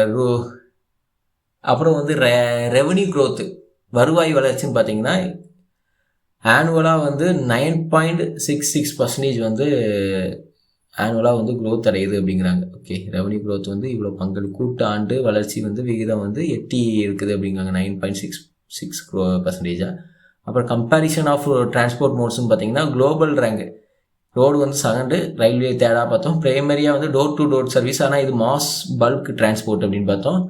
இது மெயின் சேலஞ்சஸ் பார்த்தீங்கன்னா ஹையாக ஆக்சிடென்ட் அதிகமாக இருக்கும், டிராஃபிக் அதிகமாக இருக்கும். இதில் பார்த்தீங்கன்னா அதிக அளவிலான வந்து சரக்கு போக்குவரத்து அதுக்கு அதிகமாக இருக்கும். ஸோ பேசஞ்சர்ஸ் வந்து கொஞ்சம் கிடைக்கிறது கம்மி தான், போகிறதுக்கு கம்மி தான், ஆனால் அதிகம் தான். பட் வந்து எளிதில் வந்து இதாகாது. ஓகே, கிடைக்கும். அப்புறம் இன்ஃப்ராஸ்ட்ரக்சர்னு பார்த்தீங்கன்னா பாரத் மலா, க்ரீன் இது எல்லாம் கொண்டு வந்திருக்காங்க. இதில் வந்து எலக்ட்ரிஃபிகேஷன்ஸு இதெல்லாம் வந்து கொண்டு வந்திருக்காங்க. நெக்ஸ்ட் பேஜ் பாருங்கள்.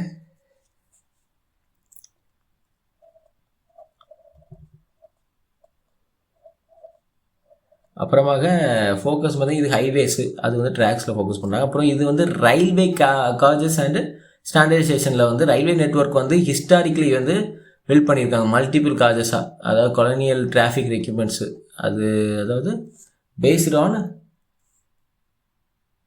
இந்தியா ரயில்வே அமைப்பு வந்து வரலாற்று ரீதியாக வந்து இது பண்ணியிருக்காங்க அப்படின்னு சொல்கிறாங்க. ஓகே, இதில் வந்து ப்ராட் கேஜ் வந்து லிட்ரலி நமக்கு வந்து 1.676 மீட்டர் இருக்கும். அவ்வளோ வந்து ப்ராடாக வந்து அந்த வித்து இருக்கும். இது மீட்டர் காஜ் வந்து 1 மீட்டர் வித்து இருக்கும். நேரோ கேஜ் வந்து 0.762 மீட்டர் வந்து இருக்கும் அப்படின்னு சொல்கிறாங்க. ஓகே, இது வந்து ஹில்லி மற்றும் ரிமோட் டெரைன்ஸில் தான் வந்து யூஸ் பண்ணப்படுது.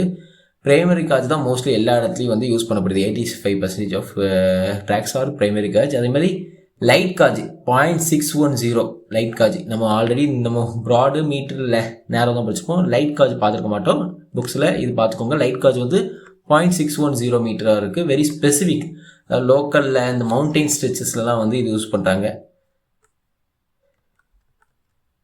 ஓகே, நெக்ஸ்ட் பேஜ் பாருங்கள்.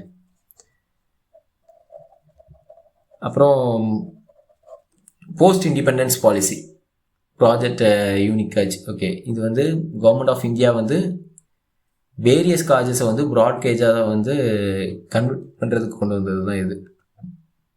சீம்லெஸ் நெட்வொர்க், நேஷனல் நெட்வொர்க் வந்து சீம்லெஸ்ஸாக இருக்கணும், எல்லா இடத்துக்கும் போயிட்டு வர மாதிரி இருக்கணும் அப்படின்னு சொல்லிட்டு ஒரே காஜாக இருந்தால் தான் அந்த ரயில்வே நெட்வொர்க் வந்து கனெக்ட் ஆகும் சொல்லிட்டு. அதே மாதிரி evolution of tractions and engines. Okay, இன்ஜின்கள் வந்து இது பண்ணுறது, இது பரிணாமம், இன்ஜினோட ட்ராக்ஷன் மற்றும் அந்த ட்ராக்கோட இன்ஜினோட பரிமாற்றம் பார்த்தீங்கன்னா ஃபஸ்ட்டு வந்து ஸ்ட்ரீம் ட்ராக்ஷன் இருந்தது. அதாவது யூஸ்டு பிஃபோர் இண்டிபெண்டன்ஸ் வேறு ஸ்ட்ரீம் தான் யூஸ் பண்ணிகிட்டு இருந்தாங்க. அதாவது நிலக்கரி போடுவாங்க, அது வழியாக ஸ்ட்ரீம் வரும், அது மூலமாக வந்து ரயில்வே வந்து போயிட்டு இருந்துச்சு, ரயில்வே ஒர்க் ஆகிட்டு. அப்புறம் டீசல் ட்ராக்ஷனாக மாற்றினாங்க, 1950s கொண்டு வந்திருக்காங்க. அப்புறம் டீசல் லோக்கோமோட்டிவ்ஸ் ஒர்க் வந்து நடந்தது வாரணாசி உத்தரப்பிரதேஷ். அப்புறம் Chittaranjan locomotive works West Bengal. அப்புறம் Tata engineering and locomotive works Jamshedpur. இது மூலமாக டீசல் ட்ராக்ஷன் கொண்டு வந்திருக்காங்க. கொஞ்சம் கொஞ்சமாக தான் ஸ்ட்ரீமு, அப்புறம் டீசலு. நெக்ஸ்ட் பேஜ் பாருங்கள். அப்புறமாக வந்து எலக்ட்ரிக். ஓகே, எலக்ட்ரிக் ட்ராக்ஷனாக வந்து மாறி இருக்கு. கொஞ்சம் கொஞ்சமாக தான் அந்த எவல்யூஷனுங்கிறது நடந்துகிட்ருக்கு. அப்புறம் ரெவன்யூ அண்டு ஃப்ரைட் டைனமிக்ஸ்னு பார்த்தீங்க வருவாய் மற்றும் சரக்கு போக்குவரத்து இயக்கவியல்னு பார்த்தீங்கன்னா ரெவன்யூ ஸ்பிளிட்டில் வந்து freight segment is primary earner அப்படிங்கிறாங்க. அதாவது ரயில்வே தான் வந்து பேக் போன் ஆஃப் இண்டஸ்ட்ரியல் லாஜிஸ்டிக்ஸுக்கு ரயில்வே தான் வந்து ஒரு பேக் போனாக இருக்குது. அதிகமாக வந்து டிரான்ஸ்போர்ட் சரக்கு டிரான்ஸ்போர்ட்டுக்கு அது வந்து ஒரு மேஜரான ஒரு இதாக வந்து இருக்குது அப்படின்னு பார்க்குறோம். ஓகே, அதில் வந்து நமக்கு வந்து சரக்கு போக்குவரத்தில் வந்து பிரைமரியாக வந்து எவ்வளோனா 66% வந்து டோட்டல் ரயில்வே ரெனியூஸில் வந்து அவ்வளோ வந்து கெயின் பண்ணுது. 66% வந்து கெயின் பண்ணது வந்து சரக்கு போக்குவரத்து வழி தான். பல்க் டிராஃபிக்கு, அதாவது மொத்த போக்குவரத்தில் வந்து 95% ஆஃப் சரக்கு பிரிவிலேருந்து தான் இது பங்களிக்குது. ஓகே, பங்கை வந்து கொண்டு உள்ளதுங்கிறாங்க. மொத்த போக்குவரத்தில் 95% வந்து சரக்கு இது தான். அப்புறம் நிலக்கரியின் ஆதிக்கம்னு பார்த்தீங்கன்னா கோல் அலோன் வந்து எவ்வளோன்னா மோர் தென் 45% ஆஃப் நிலக்கரி வந்து ட்ராவல் பண்ணுறது இது மூலமாக ரயில் நெட்வொர்க் மூலமாக தான். அப்புறம் distributional pattern of railway network, density and spread of railway lines வந்து ஜியோகிராஃபிக்கல் மற்றும் சோசியோ எக்கனாமிக் ஃபேக்டர்ஸால் வந்து பிரிக்கிறாங்க. ஓகே, அது மூலமாக வந்து டிஃப்ரென்ஸ் இதாக வந்து டிட்டர்மைன் பண்ணுறாங்க. நெக்ஸ்ட் பேஜ் பாருங்கள். அதுவே டிட்டர்மினேஷன் ஆஃப் டிஸ்ட்ரிபியூஷனில் டெரைன் அண்ட் டோப்போகிராஃபி நிலப்பரப்பு மூலமாக, அப்புறம் பாப்புலேஷன் டென்சிட்டி மூலமாக, அப்புறம் ரிசோர்ஸஸ் அவைலபிலிட்டி மூலமாக, அதேமாதிரி கிளைமேட் கண்டிஷன் மூலமாக வந்து பிரியுது அப்படிங்கிறாங்க நெட்ஒர்க்ஸ். அதேமாதிரி ரீஜன் டென்சிட்டி பார்த்தீங்கன்னா ஹை டென்சிட்டினா அதாவது சமமான நிலப்பரப்பு, அதிக மக்கள் தொகை மற்றும் விவசாய உற்பத்தி திறன் காரணமாக வட இந்திய சமவெளியில் மிகவும் அதிகமாக காணப்படுது அப்படிங்கிறாங்க. வட இந்திய high in northern plains due to flat terrain இருக்கிறதுனால. இதுமாதிரி ஹை பாப்புலேஷன் இருக்க. மாடரேட் லோ டென்சிட்டினா Himalayan region, the desert region of Rajasthan, அப்புறம் அங்கே hilly tracts of north east India. இதெல்லாம் வந்து மாடரேட் அண்ட் லோ டென்சிட்டின்னு பார்க்குறோம். நெக்ஸ்ட் பேஜ் பாருங்கள்.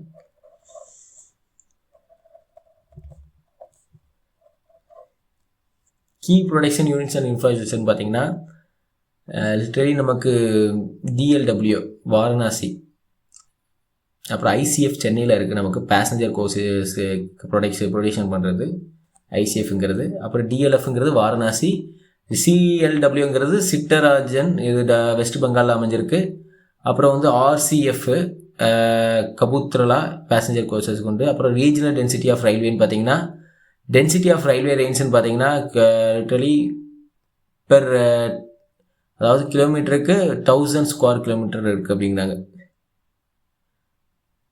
இந்தியாவில் வந்து அதாவது டாப் 3 ஹை டென்சிட்டி ஸ்டேட்ஸ்ன்னு பார்த்தீங்கன்னா பஞ்சாப் தான். பஞ்சாப் வந்து 42.78 கிலோமீட்டர் கொண்டு இருக்குது. இதுதான் வந்து நேஷனில் இந்தியாவிலே வந்து அதிகப்படியான இது கொண்டு இருக்கிறது இதுதான். Okay, high density of railway லைன்ஸ்ன்னு பார்த்தீங்கன்னா பஞ்சாபில். அப்புறம் வெஸ்ட் பெங்காலில் அமைஞ்சிருக்கு. Second highest high population density கொண்ட இது ரயில்வே நெட்வொர்க்ஸ்னு பார்த்தீங்கன்னா அது பஞ்சாப், அடுத்தபடியாக வந்து வெஸ்ட் பெங்காலில், அடுத்தது பீகார். ஓகே, நெக்ஸ்ட் பேஜ் பாருங்கள்.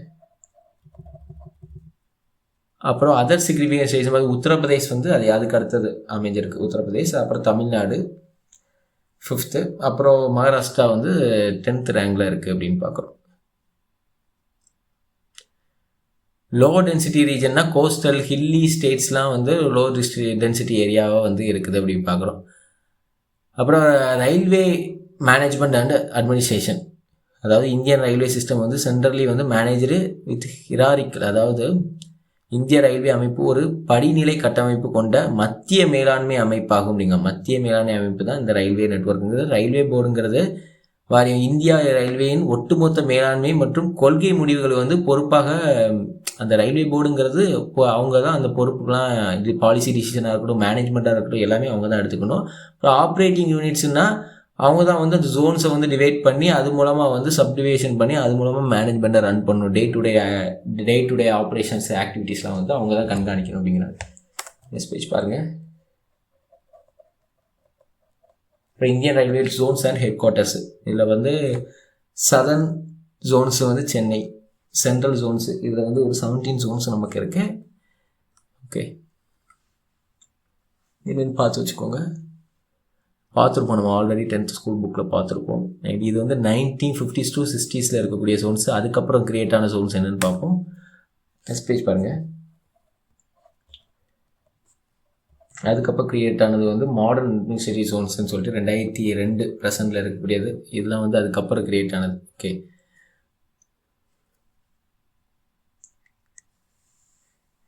ஈஸ்ட், சென்ட்ரல், நார்த், வெஸ்ட்ன்னு சொல்லிட்டு. அப்புறம் வந்து மெட்ரோ ரயில்வே வந்து கொல்கத்தாவில் ஃபஸ்ட்டு கொண்டு வந்திருக்காங்க. மெட்ரோ ரயில்வே வந்து கொல்கத்தா தான் ஃபஸ்ட்டு 2010. அப்புறம் கீ டேக் அவேஸ்ன்னு பார்த்தீங்கன்னா கொல்கத்தா இம்பார்ட்டன்ஸ் பார்த்தீங்கன்னா கொல்கத்தா தான் வந்து ஒன்லி சிட்டி.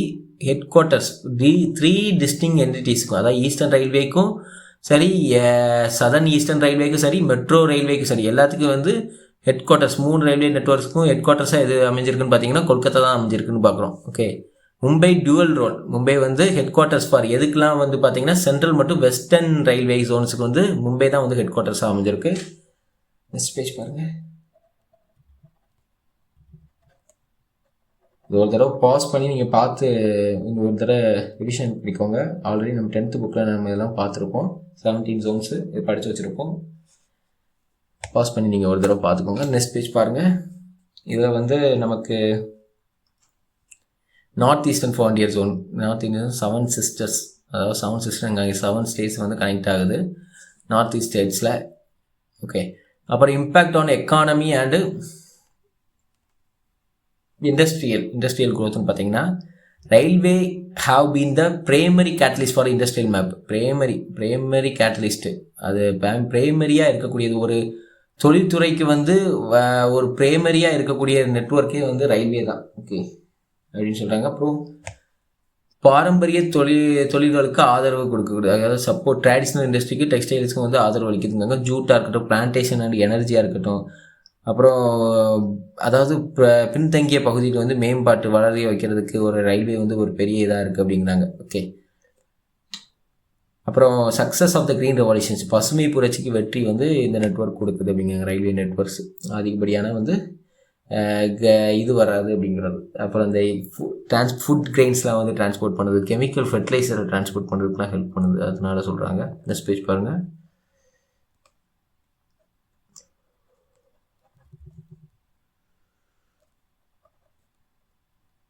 அப்புறம் agriculture and resources merits, agriculture intensification, அதாவது enable farmers both perishable and non perishable goods, அதாவது அழுகக்கூடிய மற்றும் அழுகாத பொருட்கள் இரண்டையும் வந்து விற்கிறதுக்கு வந்து இது வந்து ஒரு பெரிய இதாக இருக்குது. ஒரு பல்க் டிரான்ஸ்போர்ட்டேஷன் பண்ணுறதுக்கு ஒரு பெரிய இதாக இருக்குது. கோலாக இருக்கட்டும், பெட்ரோலியமாக இருக்கணும், மினரல் சோர்ஸாக இருக்கணும். அப்புறம் போர்ட் கனெக்டிவிட்டி, போர்ட்டை வந்து இது உள்ளே வந்து ரிசோர்ஸஸ் கிடைக்கும். இப்போ வந்து ஒரு மேஜரான ஒரு ரிசோர்ஸ், இப்போ ஹரியானாவில் வந்து ஒரு சென்டரில் இருக்குது, இந்தியாவோட சென்டரில். அங்கே வந்து ஒரு ரிசோர்ஸ் ரிசோர்ஸஸ் கிடைக்குன்னா அதை எடுத்துகிட்டு போர்ட்டுக்கு கனெக்ட் பண்ணி ஈஸியாக கொண்டு போகிறது இந்த ரயில்வேயால் மட்டும்தான் முடியும். ஸோ அதெல்லாம் வந்து ஈஸியாக பண்ணுது.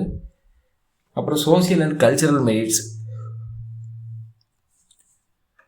சமூக மற்றும் கலாச்சார நன்மைகள் பார்த்தீங்கன்னா நேஷனல் இன்டிகிரேஷன், ரயில்வே யூனிட் வந்து பீப்புள், டிஃப்ரெண்ட் கல்ச்சரு, லிங்குஸ்டிக்ஸு, மொழியாக இருக்கட்டும், கலாச்சாரமாக இருக்கட்டும், சமய பின்னணியாக இருக்கட்டும், எல்லாத்தையும் வந்து கனெக்ட் பண்ணக்கூடியது எல்லாமே வந்து இந்த ஒன் ரயில்வே நெட்வொர்க் தாங்கங்க. கருத்துக்களின் பரவல்ங்கிறாங்க. ஸ்பீச் பாருங்கள்.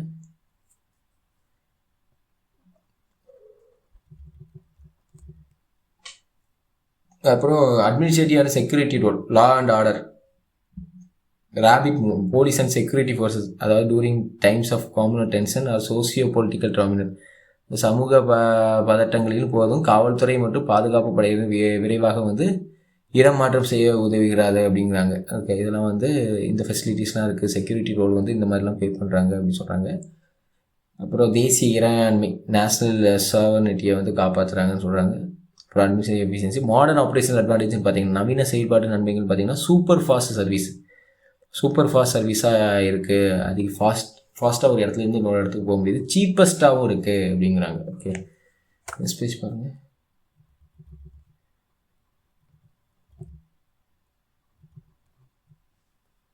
மெரிட்ஸ் ஆஃப் என்ன மெரிட்ஸ்ன்னு பார்த்தீங்கன்னா, மெரிட்ஸ்ன்னா எக்கனாமிக் சீப்பராக இருக்குது. ஆஸ் இண்டஸ்ட்ரியலுக்கு மட்டும் மினரல்ஸ் பெல்ட்ஸுக்கு வந்து யூஸ் பண்ணுற மினரல் பெல்ட்ஸ்லேருந்து போர்ட்ஸுக்கு கூட்டு போய் அந்த போர்ட்ஸ்லேருந்து நமக்கு எக்ஸ்போர்ட் பண்ணுறதுக்கு வந்து ஹெல்ப்ஃபுல்லாக இருக்குது. அப்புறம் அக்ரிகல்ச்சருக்கு வந்து ஃபெர்டிலைசர் டிஸ்ட்ரிபியூஷனாக இருக்கட்டும், ஃபுட் கிரெயின்ஸ் டிஸ்ட்ரிபியூஷனாக இருக்கட்டும், அதுக்கெலாம் யூஸ்ஃபுல்லாக இருக்குது.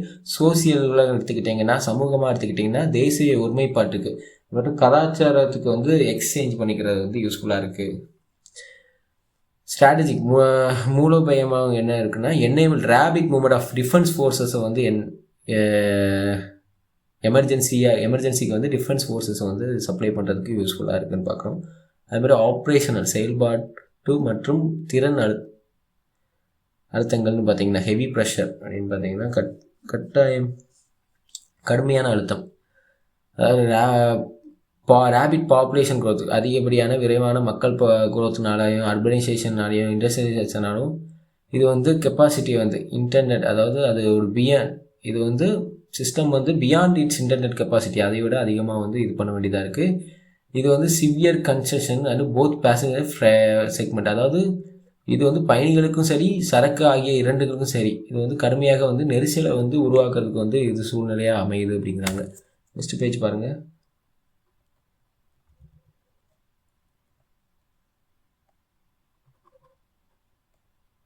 ஓகே,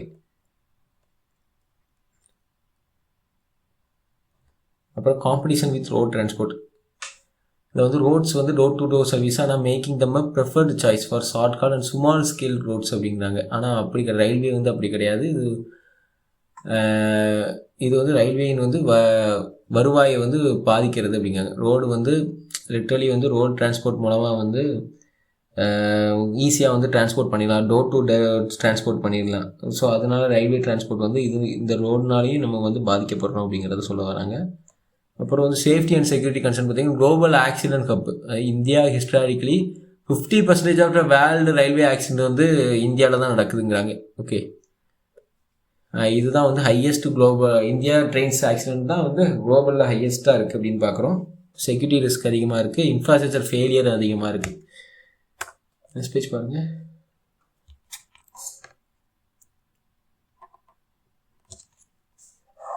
ஓகே, அப்புறமா human resources and financial balance பார்த்தீங்கன்னா, மனித வளம் மற்றும் நிதி சுமைன்னு பார்த்தீங்கன்னா, work force insufficiency, massive work force. Okay, literally historically வந்து அரௌண்ட் 70 lakh எம்ப்ளாயீஸ் இருக்காங்க.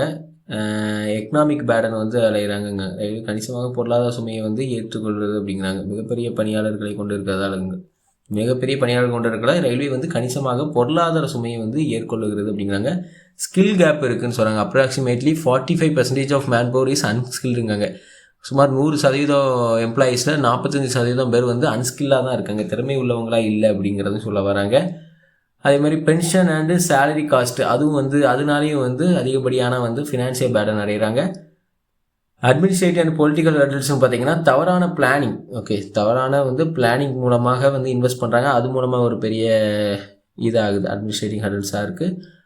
ஸ்லோ டிசிஷன் மேக்கிங், ஒரு ப்ராஜெக்ட் கொண்டு வந்து அது இம்ப்ளிமெண்ட் பண்ணுறதுக்கு ரொம்ப நாளாக்குறாங்க, அது ஒரு டிலே பண்ணுறாங்க, அது ஒரு பெரிய இதாக இருக்குது.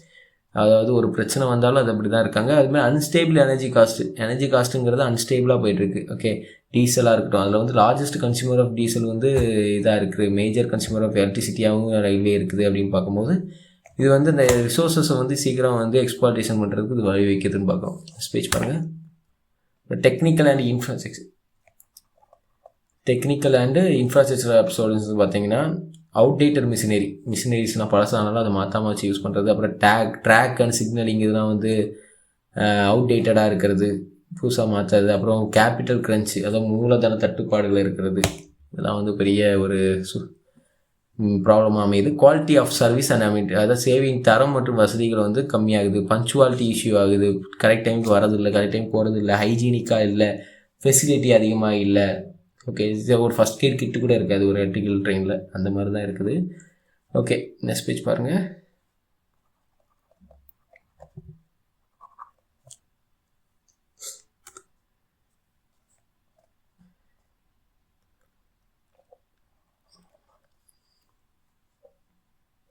த சேலஞ்சஸ் அட் த கிளான்ஸ். சேஃப்டின்னு பார்த்தீங்கன்னா, ageing tracks, high fatality rates அதிகமாக இருக்குது, அதாவது அதிக உயிரிழப்பு வந்து நடக்குது. அப்புறம் ஃபைனான்ஸ்னு பார்த்தீங்கன்னா ஓவர் ஸ்டாஃபிங்கு, எனர்ஜி காஸ்ட் அதிகமாக இருக்குது, நம்ம பார்த்தது தான். இது வந்து ஒரு கிளான்ஸ் மாதிரி பார்த்துருவோம். அதில் வந்து கேபிட்டல் ஸ்டோரேஜ் மாடலைசேஷன், அதாவது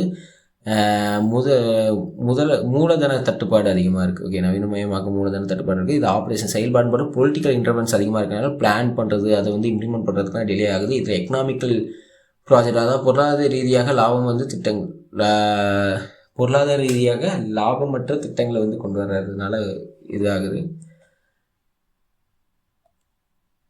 அப்புறம் சர்வீஸ்ன்னு பார்த்தீங்கன்னா புவர் மெயின்டெனன்ஸ்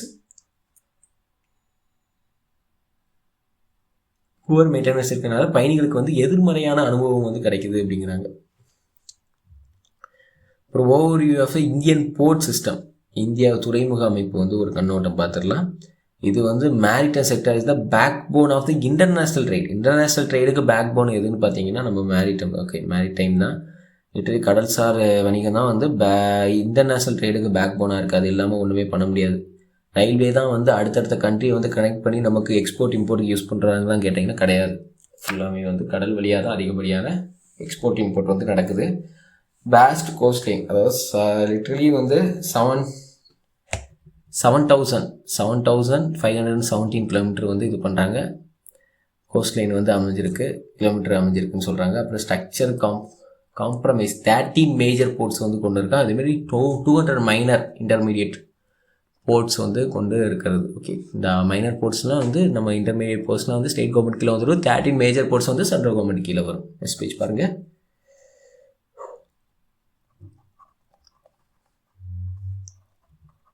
அப்புறம் டிராஃபிக் டிஸ்ட்ரிபியூஷன் மாதிரி major ports handle approximately 75% of the total cargo traffic.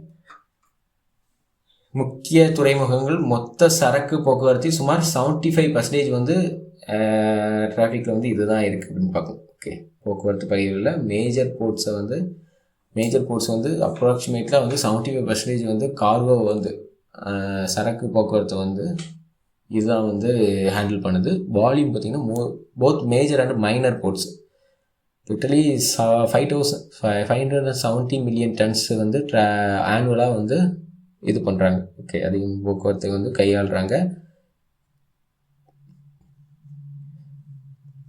அதேமாதிரி major ports on the western coast, மேற்கு கடற்கரையில் உள்ள முக்கிய துறைமுகங்கள்னு பார்த்திங்கன்னா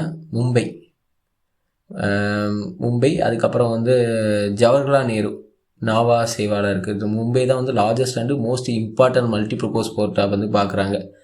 டீப் வாட்டர் ஹார்பராக பார்க்குறாங்க. 12 மீட்டர் இருக்குது. அதேமாதிரி இது வந்து பிரிட்டிஷ்னால 1672 வந்து டெவலப் பண்ணப்பட்டது. இது வந்து டு ரீப்ளேஸ் சூரத்தை வந்து ரீப்ளேஸ் பண்ணி இங்கே வந்து டெவலப் பண்ணப்பட்டது. இது வந்து எதுக்கான என்ன எக்ஸ்போர்ட் இம்போர்ட்டுக்காக மேஜராக இருக்குன்னு பார்த்தீங்கன்னா எக்ஸ்போர்ட் காட்டனு, மிஷினரி வெஹிக்கிள்ஸில் வந்து எக்ஸ்போர்ட் பண்ணுறதுக்காகவும் பெட்ரோலியம் எலக்ட்ரானிக் குட்ஸை வந்து இம்போர்ட் பண்ணுறதுக்காகவும் இது மேஜர் போர்ட்டாக அமையுது. ஜவஹர்லால் நேரு போர்ட்டு நாவா சேவா மகாராஷ்டிராவில் இருக்குது. அது வந்து இந்தியா லார்ஜஸ்ட் கண்டெய்னர் போர்ட்டாக வந்து இது வேர்ல்ட் கிளாஸ் ஆர்டிஃபிஷியல் போர்ட்டுங்கிறாங்க. ஆர்டிஃபிஷியலாக வந்து கிரியேட் பண்ணப்பட்ட போர்ட்டு தான் வந்து இந்த ஜவஹர்லால் நேரு போர்ட்டு. இது வந்து 1989 கிரியேட் பண்ணது. இது வந்து மும்பை டிகான்ஸ்டா மும்பை போர்ட், எலிஃபண்டா ஐலாண்ட் இதுக்கு இல்லை இங்கே வந்து பில்ட் பண்ணப்பட்டிருக்கு. நெக்ஸ்ட் பேஜ் பாருங்கள்.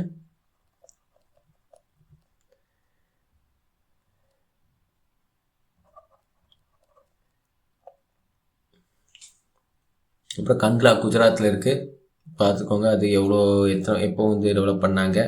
பாகிஸ்தானு அதாவது 1947 offset the loss of Karachi port to Pakistan. Karachi போர்ட்டை வந்து பாகிஸ்தானை இது பண்ணோன்னா அது வந்து பில்ட் பண்ணப்பட்டது. ஓகே, அப்புறம் வந்து ஹிண்டர்லேண்டு பின்னணியில் இப்போ என்னென்னு கொடுத்துருக்காங்க. அப்புறம் மோர்முகா, அது கோவாவில் இருக்குது. ஓகே, மோர்முகாவோ வந்து கோவாவில் இருக்குது. இது வந்து சுவாரி எஸ்டோரியாவில் இருக்குது. லீடிங் அயன் ஓர் எக்ஸ்போர்ட்டிங் போர்ட்டாக வந்து இந்தியாவில் அமைஞ்சிருக்கு. அயன் ஓர் எக்ஸ்போர்ட்டிங் வந்து இது மூலமாக தான் அதிகமாக பண்ணுறாங்க. அப்புறம் நியூ மேங்களூரில் கர்நாடகாவில் இருக்குது. இது வந்து old Mangalore, north of old மேங்களூரில் இருக்குது. இது வந்து NH-17 ரோடை வந்து கனெக்ட் பண்ணுது. ரோடு அப்புறம் இந்த ப்ராட் கேஜ் ரயிலையும் கனெக்ட் பண்ணக்கூடியதாக இருக்குது அப்படிம்பாங்க. இதில் என்னென்ன எக்ஸ்போர்ட் பண்ணால் காஃபி, கேஷ்யூ நட்ஸு, அயன் போர்ட்ஸ்லாம் எக்ஸ்போர்ட் பண்ணுறாங்க. இம்போர்ட்னா எல்பிஜி மற்றும் க்ரூட் ஆயில் வந்து இம்போர்ட் பண்ணுறாங்க. கொச்சியில் இருக்கிறது வந்து லார்ஜஸ்ட் ஷிப்யார்டாக வந்து இருக்கக்கூடியது அந்த கொச்சி போர்ட்டாக இருக்குது. நெக்ஸ்ட் பேஜ் பாருங்கள்.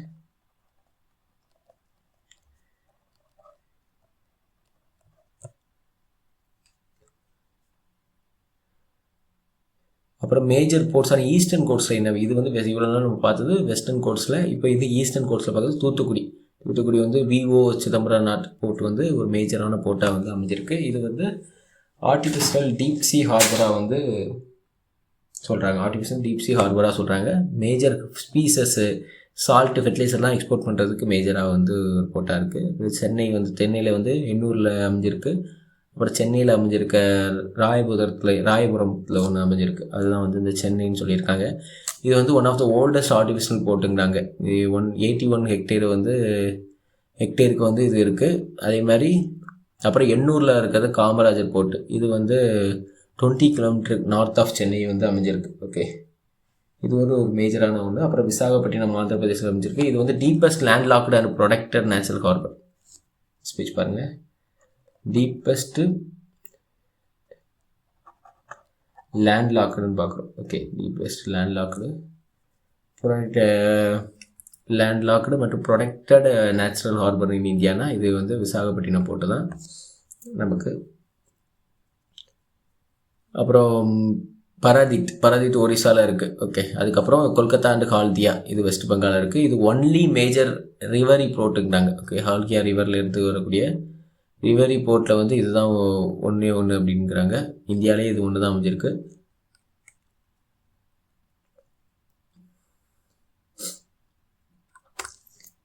நெக்ஸ்ட் பேஜ் பாருங்கள்.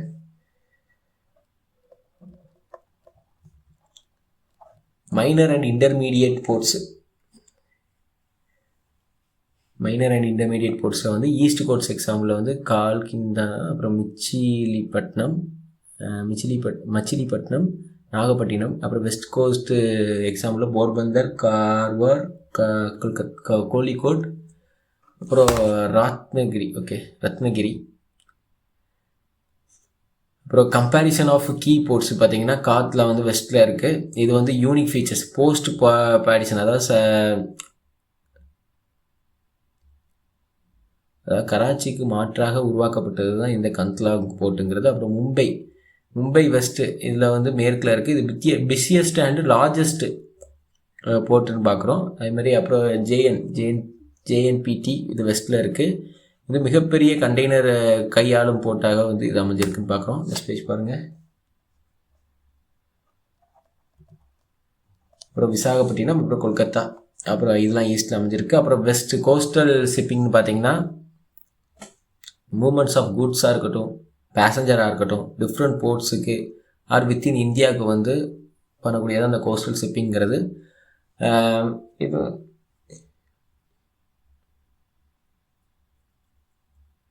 இதோட அளவுன்னு பார்த்தீங்கன்னா டிசம்பரில் 470 கப்பல் அளவுன்னு பார்த்தீங்கன்னா 470 வெசல்ஸ் வந்து வந்திருக்கு, டிரான்ஸ்போர்ட் ஆகிருக்கு கிராஸ் ரெஜிஸ்டர்டு டன்னேஜில்.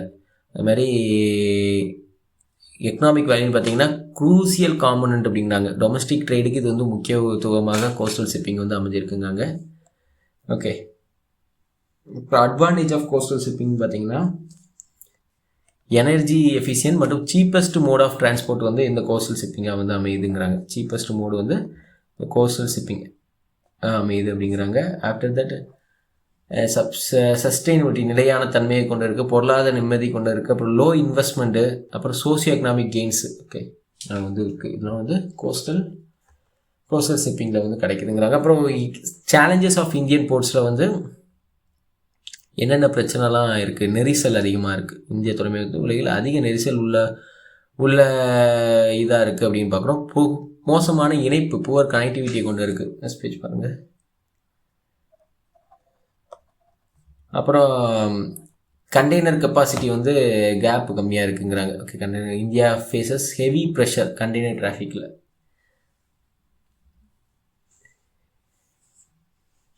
சிங்கப்பூர் தான் வந்து அதிக இந்த வேல் லீடராக இருக்குது இந்த கண்டெய்னர் போர்ட் ஹேண்டலில் வந்து சிங்கப்பூர் தான் வேல் லீடராக இருக்குது.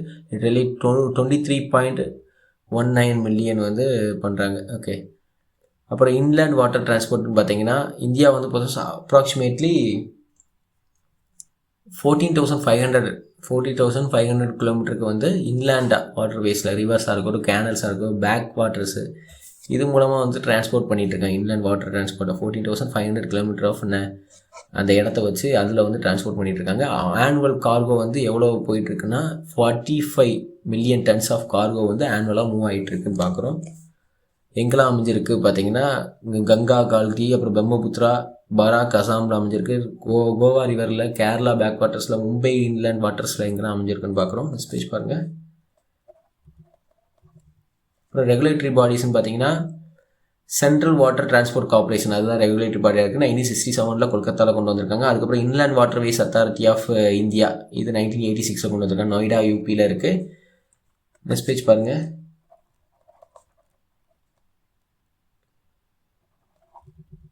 அப்புறமாக நமக்கு national waterways of India. Okay, national waterways of India தேசிய நீர்வழிகள் பார்த்தீங்கன்னா நேஷனல் வாட்டர்வேஸ் 1. இதில் வந்து கங்கா ரிவர் பிட்வீன் அலகாபாத் கங்கா ரிவரில் அலகாபாத்தையும் ஹல்தியாவும் கனெக்ட் பண்ணக்கூடியது. அப்புறம் நேஷனல் வாட்டர்வேஸில் 2வது இருக்கிற பிரம்மபுத்திரா வந்து சாதியா துப்ரி, இதில் வந்து 891 கிலோமீட்டர் வந்து கனெக்ட் பண்ணுது. நேஷனல் 3 வந்து வெஸ்ட் கோஸ்ட் கேனல், இது வந்து கேரளாவில் வந்து கொல்லம் மட்டும் கோட்டபுரம் இதில் கனெக்ட் பண்ணுது. ஓகே, ஃபஸ்ட்டு நேஷனல் வாட்டர்வேஸில் வந்து நேஷனல் வாட்டர் இன்லேண்ட்ஸில் வந்து கங்கா ரிவர் தான் அலகாபாத், பிரக்யாராஜ் மற்றும் ஹால்தியா இதை 2 கனெக்ட் பண்ணுது. எவ்வளோ கிலோமீட்டர்னு பார்த்தீங்கன்னா 1620 கிலோமீட்டர். ஓகே, இதெல்லாம் ஞாபகம் வச்சுக்கோங்க. இனோவேஷன் இன் லாஜிஸ்டிக்ஸ், அதாவது சரக்கு கிராமம். ஓகே, ஃப்ரைட் வில்லேஜ் அப்படின்னு பார்க்கும். லொக்கேஷன் பார்த்தீங்கன்னா Uttar Pradesh, spread over 100 acres. Okay, specialised industrial estate acting as intermodal terminal, அதாவது இன்டர்மோடல் டெர்மினலாக இருக்குது. சாலை, ரயில் மற்றும் நீர் போக்குவரத்துக்கு இடையே வந்து தடையற்ற ஒருங்கிணைப்பை வந்து எளிதாக்கும் முறையில் வந்து இருக்குது அப்படிங்காங்க. ஓகே, ஹப் ஃபார் ரீட்டெயிலுக்கு வந்து ஹப்பாக இருக்குது. வேர் ஹவுஸ் ஆப்ரேட்டர்ஸாக இருக்குது. நெக்ஸ்ட் பேஜ் பாருங்கள். லாஜிஸ்டிக்ஸு ப்ரொவைடர்ஸாக இருக்குது அப்படின்னு பார்க்குறோம். அப்புறம் ஃபேக்டர்ஸ் அஃபெக்டிங் இன்லேண்ட் வாட்டர்வேஸ், என்னென்ன ஃபேக்டர்ஸ் வந்து இன்லேண்ட் வாட்டர்வேஸை அஃபெக்ட் பண்ணுதுன்னு பார்த்தீங்கன்னா ஆறுகளின் நீர்மட்ட ஏற்ற இறக்கங்கள் அது வந்து அஃபெக்ட் பண்ணும். திடீர்னு வெள்ளம் வரும், திடீர்னு கம்மியாகும். அது அப்புறம் வந்து இயற்கை தடைகள் வந்து அதிகமாக, வாட்டர் ஃபால்ஸு அதெல்லாம் இருக்குது. அப்புறம் ஆற்று படுக்கைகள் வந்து படிவுகள் அதிகமாக இருக்கும். Okay, silting of river beds வந்து அதிகமாக, அது எரோஷன் காணப்படும். அது மூலமாகவும் வந்து இன்லேண்ட் வாட்டர்வேஸ் வந்து மேஜர் ஒரு ப்ராப்ளமாக வந்திருக்கு. அப்புறம் வாட்டர் டைவர்ஷன் ஃபார் இரிகேஷனுக்கு வாட்டர் இது பண்ணுவாங்க, விவசாயத்தின் நீர் திருப்புதல், அது மூலமாக ஒரு பிரச்சனையாக இருக்குது. அப்புறமாக நெக்ஸ்ட் பேஜ் பாருங்கள். அப்புறம் எக்கனாமிக் விலியபிலிட்டி, அதாவது பொருளாதார லாபம் வந்து பார்த்திங்கன்னா இது கம்மியாக இருக்குது. அப்புறம் இந்த சகர்மலா ப்ரோக்ராம் சகர்மலா ப்ரோக்ராம் கொண்டு வந்திருக்காங்க. இது வந்து எதுக்குன்னா தீஸ் சேலஞ்சஸை வந்து ஓவர் கம் பண்ணி வர்றதுக்கு. இந்தியா வந்து 7,517 கிலோமீட்டர் கோஸ்ட் லைனை வந்து மற்றும் 4,500 நேவிகபிள் இன்லேண்ட் வாட்டர் வேஸையும் வந்து ப்ராப்பராக இது பண்ணுறதுக்கு வந்து கொண்டு வந்தப்பட்டு தான் சகர்மலா இதுங்கிறது. இது வந்து போர்ட்லெட் டெவலப்மெண்ட், லாஜிஸ்டிக்ஸ் காஸ்ட்டை வந்து கம்மி பண்ணி போர்ட்லெட்டை வந்து டெவலப் பண்ணணும் அப்படின்னு சொல்லிட்டு சொல்கிறாங்க. போர்ட்டை வந்து டெவலப் பண்ணி போர்ட் மாடர்னைசேஷன்னா அப்கிரேடிங் எக்ஸ்கேடிங் போர்ட்டை வந்து இன்ஃப்ராஸ்ட்ரக்சரை பில்ட் பண்ணணும். க்ரீன்ஃபீல்டு அதிகமாக்கணும். Greenfield ports to handle increased time, அதிகரித்து வர்த்தகத்தை வந்து கையால் புதிய துறைமுகங்களை வந்து உருவாக்கணும் அப்படிங்கிறாங்க. அப்புறம் துறைமுகத்தை வந்து இணைக்கணும் அப்படிங்கிறாங்க. அப்படின்னு சொன்னாங்க. நெக்ஸ்ட் பேஜ் பாருங்கள். அப்புறமாக நமக்கு கோஸ்டல் கம்யூனிட்டி, அதாவது கடலோர சமூக மேம்பாடை வந்து அதிகம் பண்ணணும் அப்படிங்க. திறன் மேம்பாடு மற்றும் மீன்பிடித்தல் மூலமாக வந்து கடலோர மக்களின் வந்து வாழ்வாதாரத்தை வந்து மேம்படுத்தணும் அப்படின்னு சொல்ல வராங்க. அப்புறம் இந்தியாவின் கப்பல் போக்குவரத்து தொழில்னு பார்த்தீங்கன்னா ஷிப்பிங் இண்டஸ்ட்ரி இன் இந்தியான்னு பார்த்தீங்கன்னா 95% of a country total trade வந்து கப்பல் வழியாக தான் இருக்குது. Backbone of the Indian national, அதாவது backbone of Indian international ட்ரைடுன்னு பார்த்தீங்கன்னா அது ஷிப்பிங் தான், கப்பல் வழி தான். ஓகே. அப்புறம் ஹிஸ்டாரிக்கல் க்ரோத்னு பார்த்தீங்கன்னா மாடர்ன் ஷிப்பிங் வந்து பிகன் வித் சின்ஜியா ஸ்ட்ரீம் நேவிகேஷன் 1990. அப்புறம் after independence 1947 India had only 59 ships தான் வந்து கொண்டு வந்திருக்கு நம்ம இந்த இண்டிபெண்டன்ஸ் அப்போ. அதுக்கப்புறம் தான் வந்து 872 ஷிப்ஸ் வந்து கொண்டு இருக்கோம். அப்புறமாக இதில் வந்து ஓவர்சீஸாக வந்து 282வும் கோஸ்டலில் வந்து 590 கோஸ்டல் ஷிப்ஸும் வந்து கொண்டு வந்திருக்கோம் இருக்குது இப்போது தற்போதைக்கு. அதாவது 2010 இப்போ வந்து அதிகமாக இருக்கும். இது கமாடிட்டி ஃபோக்கஸ்ன்னு பார்த்தீங்கன்னா அதிகமாக இந்த க்ரூட் ஆயில், கோல், நேச்சுரல் கேஸ் இதுதான் வந்து மேஜராக இது டிரான்ஸ்போர்ட் பண்ணுறாங்க. மிஸ் பேஜ் பாருங்கள்.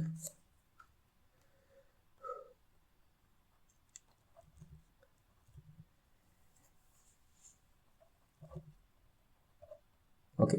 ஷிப் ரீசைக்ளிங் இண்டஸ்ட்ரி, கப்பல் மறுசுழற்சி தொழில்னு பார்த்தீங்கன்னா இந்தியா இஸ் குளோபல் லீடர். எதில் குளோபல் லீடராக இருக்குதுன்னு பார்த்தீங்கன்னா கப்பல்கள் வந்து நிலையான முறையில் வந்து அகற்றுவதிலும் மறுசுழற்சி செய்வதிலும் வந்து இந்தியா வந்து ஒரு உலகளாவிய முன்னணியாக உள்ளது அப்படிங்கிறாங்க. அப்புறம் India commands 25% to 30% share of global ship recycling இண்டஸ்ட்ரிக்கு வந்து இது பண்ணுறாங்க. அதேமாதிரி அலாங் சோசியா குஜராத்தில் இருக்குது. இது வந்து 1983 வந்து எஸ்டாப்ளிஷ் பண்ணியிருக்காங்க. இதுதான் வந்து லார்ஜஸ்ட் ஷிப்ஸ் ரீசைக்ளிங் யார்டாக இருக்குது வேர்ல்டுலேயே அப்படின்னு பார்க்குறோம். ஓகே. அப்புறம் எக்கனாமிக் இம்பேக்ட், பொருளாதார தாக்கம்னு பார்த்தீங்கன்னா ரா மெட்டீரியல்ஸ், ஸ்கிராப் சீல்டு, இதில் வந்து ரா மெட்டீரியல்ஸ் டொமஸ்டிக் கன்ஸ்ட்ரக்ஷன் இண்டஸ்ட்ரிக்கு ஜெனரேட்ஸு சிக்னிஃபிகன்ட் எம்ப்ளாய்மெண்ட்டையும் கிரியேட் பண்ணுறது. ரா மெட்டீரியல்ஸ் வந்து இது மூலமாக அந்த ஸ்கிராப் மூலமாக கிடைக்குதுன்னு பார்க்குறோம். நெக்ஸ்ட் பேஜ் பாருங்கள். அப்புறம் வாட்டர் டிரான்ஸ்போர்ட் டைனமிக்ஸ்னு பார்த்தீங்கன்னா inland waterway, shipping, Sagarmala, ship recycling, இதெல்லாம் வந்து ஒரு கிளான்ஸ் பார்த்து வச்சுக்கோங்க நம்ம பார்த்தது. அப்புறம் geographical context of Adam's bridge, Ram Setu. Okay. Ram Setu bridge நமக்கு தெரியும், கிழக்குலேருந்து மேற்கு நோக்கி இருக்குது. டைரெக்ஷனில் 30 கிலோமீட்டருக்கு வந்து இதை அமைச்சிருக்காங்க. சாண்ட் போர்ட் ஸ்ட்ரெச்சிங்கில் link the southern tip of Rameswaram island to Talaimannar north western Sri Lanka வந்து அமைச்சிருக்காங்கன்னு பார்க்குறோம். அதே மாதிரி நெக்ஸ்ட் பேஜ் பாருங்கள். ஜியோகிராஃபிக்கல் டிவைட்னு பார்த்தீங்கன்னா ஆக்சுவல் பவுண்ட்ரி பால்க் வேக்கும் கல்ஃப் ஆஃப் மன்னாருக்கு ஒரு பவுண்ட்ரி வேயாக வந்து இது அமைஞ்சிருக்கு. அப்புறம் சேது சமுத்திரம் ஷிப் சேனல் ப்ராஜெக்ட், இது வந்து விஷன், அதாவது 167 கிலோமீட்டர் பேசேஜை வந்து க்ரியேட் பண்ணுது. ஆர்டிஃபிஷியலாக 300 மீட்டர் வைடும் 12 மீட்டர் டெப்த்துக்கும் வந்து இருக்குது அப்படி பார்க்குறோம். இதோட கெப்பாசிட்டின்னு பார்த்தீங்கன்னா அலோஸ் 10,000 to 12,000 கிராஸ் டன்னேஜுக்கு வந்து ஷிப்பை வந்து பாஸ் பண்ணுறதுக்கு வந்து இது வந்து ஹெல்ப்ஃபுல்லாக இருக்குது. பிரிட்டிஷ் காலத்தில் வந்து இது வந்து தொடங்கப்பட்டது 1860. அப்புறம் ஃபைனல் ப்ராஜெக்ட் வந்து launch by PM Atal Bihari Vajpayee, அவரால் வந்து ஃபைனல் ப்ராஜெக்ட் வந்து இதுக்கு கொடுக்கப்பட்ட 1998. அப்புறம் அஃபிஷியலி இனார்கிரேட்டட் பை மன்மோகன் சிங், பிஎம் மன்மோகன் சிங் 2005 வந்து இனார்கிரேட் பண்ணப்பட்டது அப்படிங்கிறாங்க. ஸ்பீச் பாருங்கள் கொடுத்துருக்காங்க.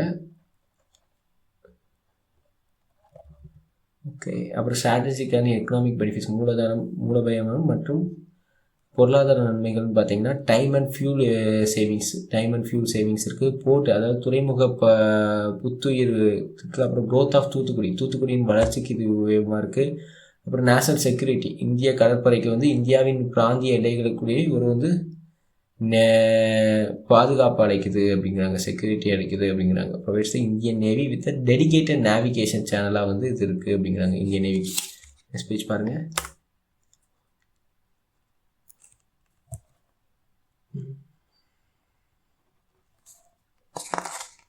Okay.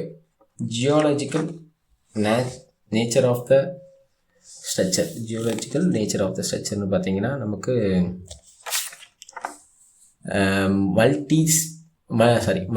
multiple scientific studies have been conducted to determine the origin of the bridgeங்கிறாங்க.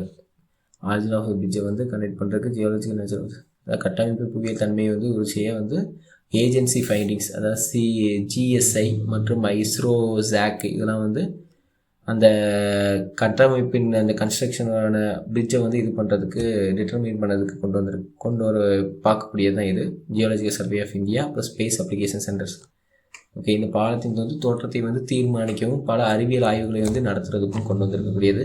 அப்புறம் புவியியல் வந்து ஆய்வு மையம் இது வந்து conducted the structure is not man made அப்படிங்கிறாங்க. ஓகே,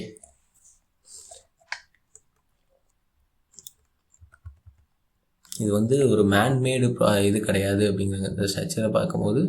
அதே மாதிரி இதில் 103 பவள பாறைகளை கொண்டு அமைஞ்சிருக்கு அப்படிங்காங்க அந்த சேது சமுத்திரம்ங்கிற இது. ஸோ 103 ராம் சேதுங்கிறது ஆடம்ஸ் பிரிட்ஜுங்கிறது 103 பவளப்பாறைகளை கொண்டு அமைஞ்சிருக்கு, லீனியராக வந்து பேட்டர்னில் அமைஞ்சிருக்கு அப்படின்னு சொல்ல வராங்க. அப்புறம் சயின்டிஃபிக் ஒப்பீனியன்ஸ் பார்த்தீங்கன்னா ராம்மோகன் ரிசர்ச்சில் argues bridge consist of sand bars ஒரு கோரல் ஃபார்மேஷனால் அப்படி ஃபார்ம் ஆகிருக்கு அப்படிங்காங்க. அப்புறம் ஃபார்மேஷன் ப்ராசஸ்ன்னு பார்த்தீங்கன்னா புவியியல் காலப்போக்கில் வந்து கடல்சார் செயல்முறைகள் வந்து மூலம் மணல் திட்டுகள் வந்து இயற்கையாக உருவானதே மிகவும் சாத்தியமாக இதுக்கு வந்து பயனுள்ளதாக இப்படி இந்த பாலம் அமைகிறதுக்கு உருவாச்சு அப்படிங்கிறாங்க. நெக்ஸ்ட் பேஜ் பாருங்கள்.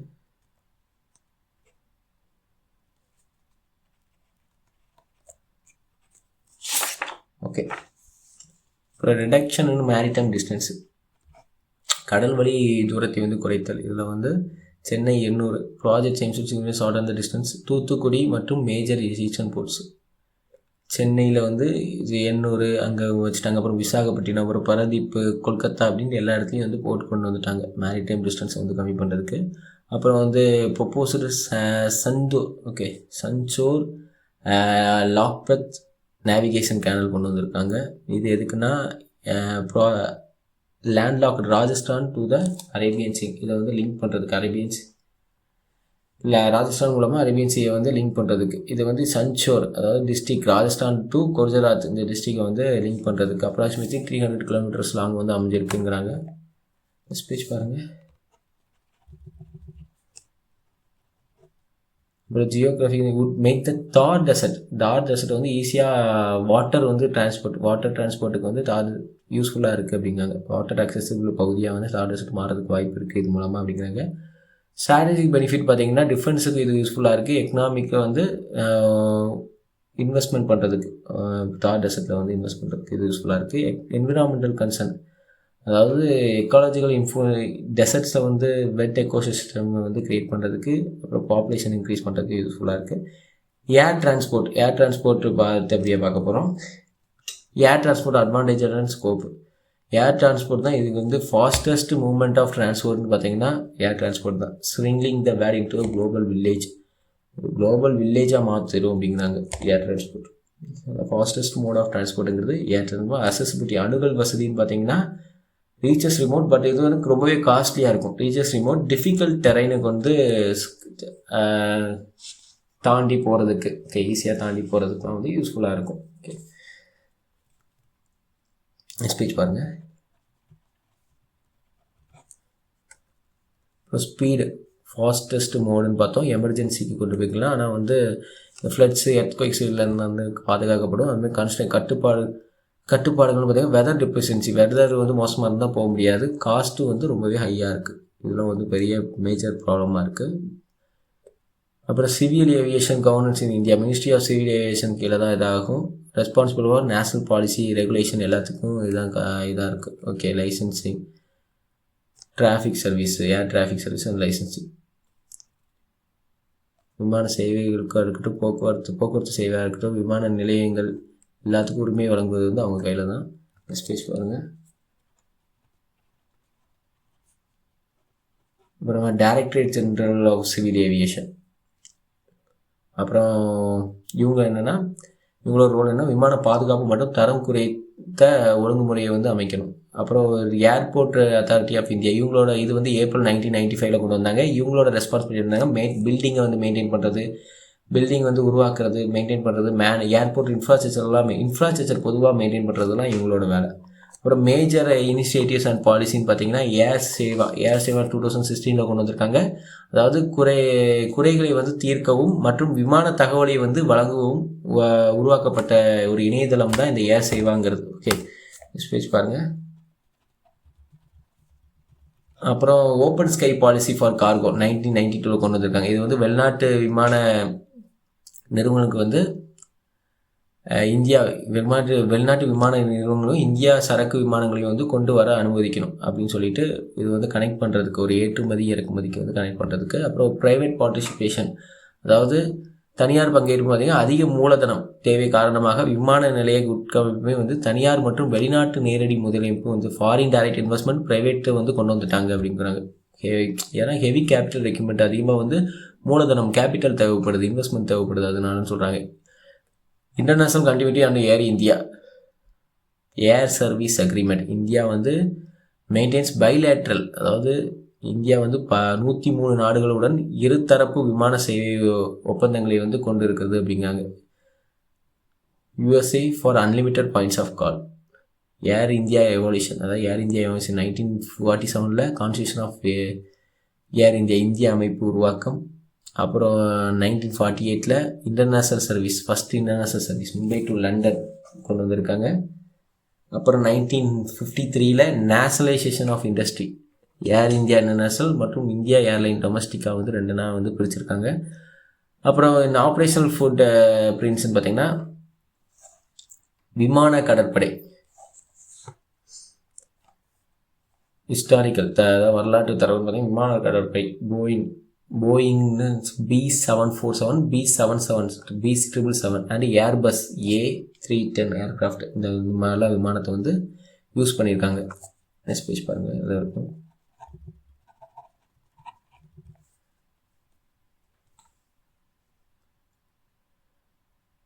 அப்புறம் major international airports in India என்னெல்லாம் இருக்குன்னா டெல்லி, மும்பை, சென்னை, கொல்கத்தா இதெல்லாம் மேஜராக இருக்குது. எமர்ஜிங் ஹப்ஸ் வளர்ந்து வரும் ஏர்போர்ட்னு பார்த்தீங்கன்னா அகமதாபாத், அமிர்த்சர், பெங்களூர் இதெல்லாம் வந்து வளர்ந்து வரும் இதாக இருக்குது.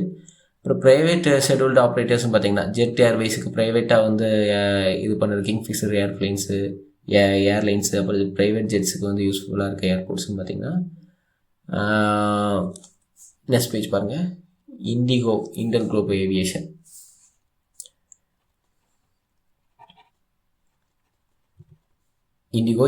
ஏவியேஷன், கரண்ட்லி வந்து இந்தியா லார்ஜஸ்ட் ஏர்லைனாக இருக்குது. 64% மார்க்கெட் ஷேர் வந்து இதுதான் கொண்டு இருக்குது. அப்புறம் இந்தியா ஏர் இந்தியா குரூப், டாடா குரூப் வந்து எவ்வளோன்னா 2022 ப்ரைவேட்டைசேஷன் ஆகுது. இவங்க வந்து என்ன வச்சுருக்காங்க, இந்தியா ஏர் இந்தியா பற்றி விஸ்தாரா கூட மெர்ஜ் பண்ணி நவம்பர் 2024 மெர்ஜ் பண்ணிக்கலாம். அப்புறம் Air India Express the low cost arm which merged with ஆக்ஸ் கனெக்ட் கூட மெர்ஜ் ஆகிருக்காங்க ஏர் ஏஷியா இந்தியா கூட. அப்புறம் ஸ்பைஸ் ஜெட்டு, இது வந்து கன்யூஸ் டு ஆப்ரேட்டாக பட்ஜெட் கேரியராக வந்து ஆப்ரேட் ஆகுது. டொமஸ்டிக் அண்ட் இன்டர்நேஷனல் ரூட்ஸ் வந்து கனெக்ட் பண்ணிருக்கு. அப்புறம் ஆகாசா ஏர், அப்புறம் அப்கமிங் ஏர்லைன்ஸ்னு பார்த்தீங்கன்னா சாங்ஸ் ஏர், அப்புறம் ஏர் கேரளா மற்றும் அல்ஹிந்த் ஏர் அப்படின்னு சொல்லிட்டு வரப்போகுது ஃபியூச்சர் அப்படின்றாங்க. நியூ பிளேயர்ஸாக கணக்கிடுறாங்க. இது 2026 வரப்போகுது. நெக்ஸ்ட் பேஜ் பாருங்கள்.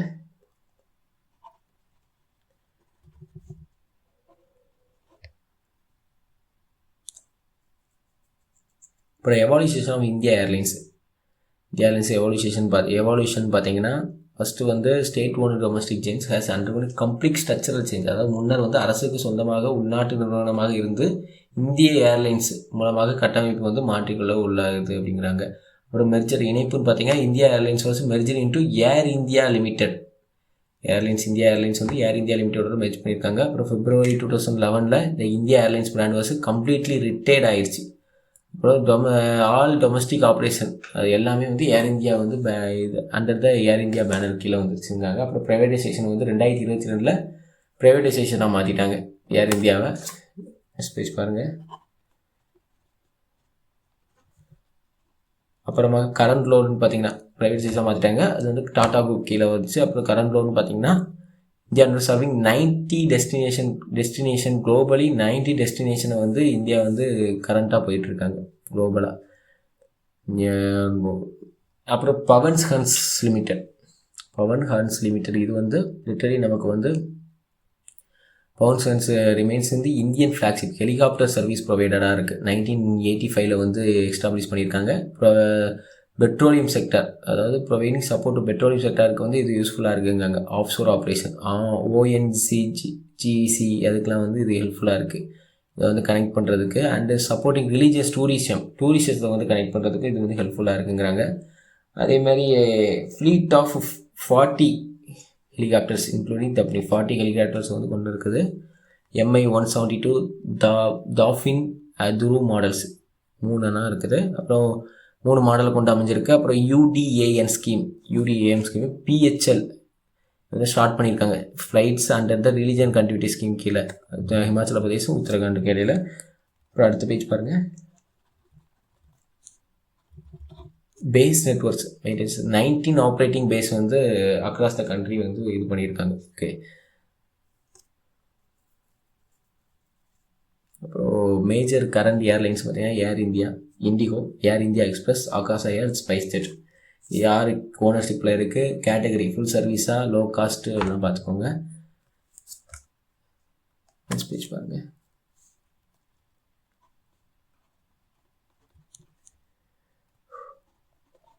ஓகே, அப்புறம் வந்து persistent problem in India aviation. என்ன ப்ராப்ளம் இந்தியா விமான போக்குவரத்து நீடிக்கும் சிக்கல்னு பார்த்தீங்கன்னா ஃபினான்சியல் நிதி நிலையற்ற தன்மையை வந்து கொண்டு இருக்குது. அது ஒரு மேஜர் ரீசனாக இருக்குது அப்படின்னு பார்க்குங்க. ஏன்னா நெட் லாஸஸ் ரஃப்லி 1.1 to 1.3 பில்லியனாக வந்து இருக்குது அப்படின்னு பார்க்கணும். கோடி வரை நீங்கள் இழப்பை வந்து சந்திக்குது அப்படிங்கிறாங்க. அது வந்து ஒரு பெரிய லாஸாக வந்து அமைஞ்சிருக்கு. அப்புறம் சேஃப்டி லேப்சஸ் அண்ட் சாஃப்டிங், அதுமாதிரி இன்ஃப்ராஸ்ட்ரக்சர் அண்டு அதாவது உட்கமைப்பு மற்றும் நெரிசல் காரணம். அப்புறம் ஹை இன்புட் காஸ்ட்டு, அதிக உள்ளீடு செலவுகள் இதெல்லாம் வந்து அதிகமாக இருக்குது. ஏவியேஷன் ஃபியூலே வந்து அதிக விலை இருக்கும். ஸோ அதெல்லாம் வந்து ஒரு பெரிய ஒரு மேஜர் இதாக அமையுதுன்னு பார்க்குறோம். நெக்ஸ்ட் பேஜ் பாருங்கள்.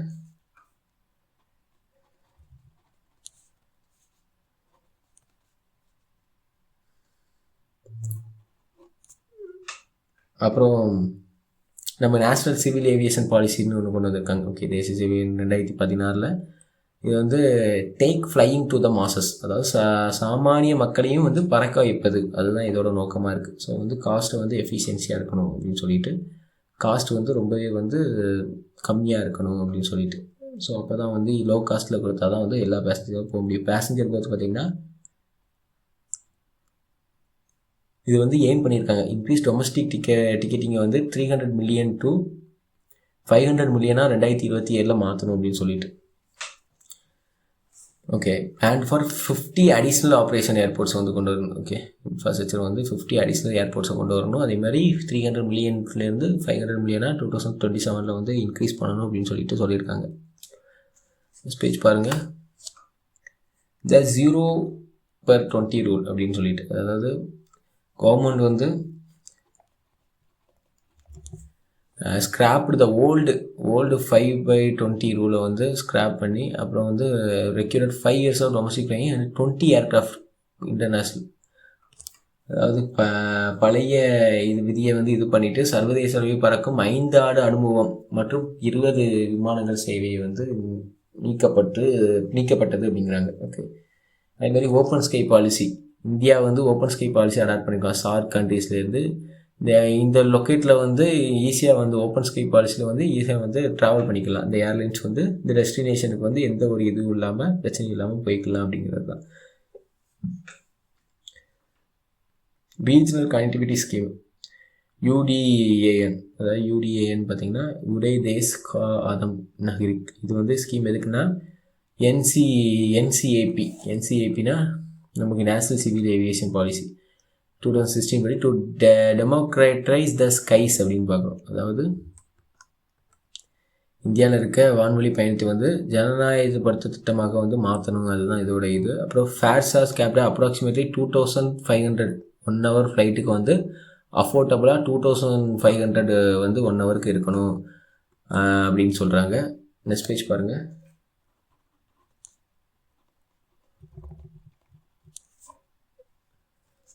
வியபிலிட்டி கேப் ஃபண்டிங் பார்த்தீங்கன்னா, அதாவது நிதியுதவின்னு பார்த்தீங்கன்னா எந்த வழித்தடங்களையும் வந்து லாபகமாக மாற்ற அரசாங்கம் வந்து நிதி உதவி வந்து வழங்கணும் அப்படிங்கிறாங்க. ஓகே, சலுகைகள்னு பார்த்தீங்கன்னா ஸ்டேட் கவர்மெண்ட் வந்து ஃப்ரீ செக்யூரிட்டி, ஃப்ரீ சர்வீஸு, வேட்டை வந்து ரெடியூஸ் பண்ணணும். அப்போ தான் வந்து ஃபியூல் வந்து ஈஸியாக அவங்களுக்கு வந்து கிடைக்கும் அப்படின்ட்டு. எந்த ஒரு டேக்ஸ் இல்லாமல் ஃபியூல் கிடச்சா தான் அவங்களும் அதுக்கு ஏற்றாப்புல லோ காஸ்ட்டுக்கு வந்து கொடுக்க முடியும். அப்புறம் இம்பேக்ட்னு பார்த்தீங்கன்னா 2025 625 ரூட்ஸ் வந்து ஆப்ரேஷனில் வந்து இருக்கும் அப்படிங்கிறதா சொல்ல வராங்க.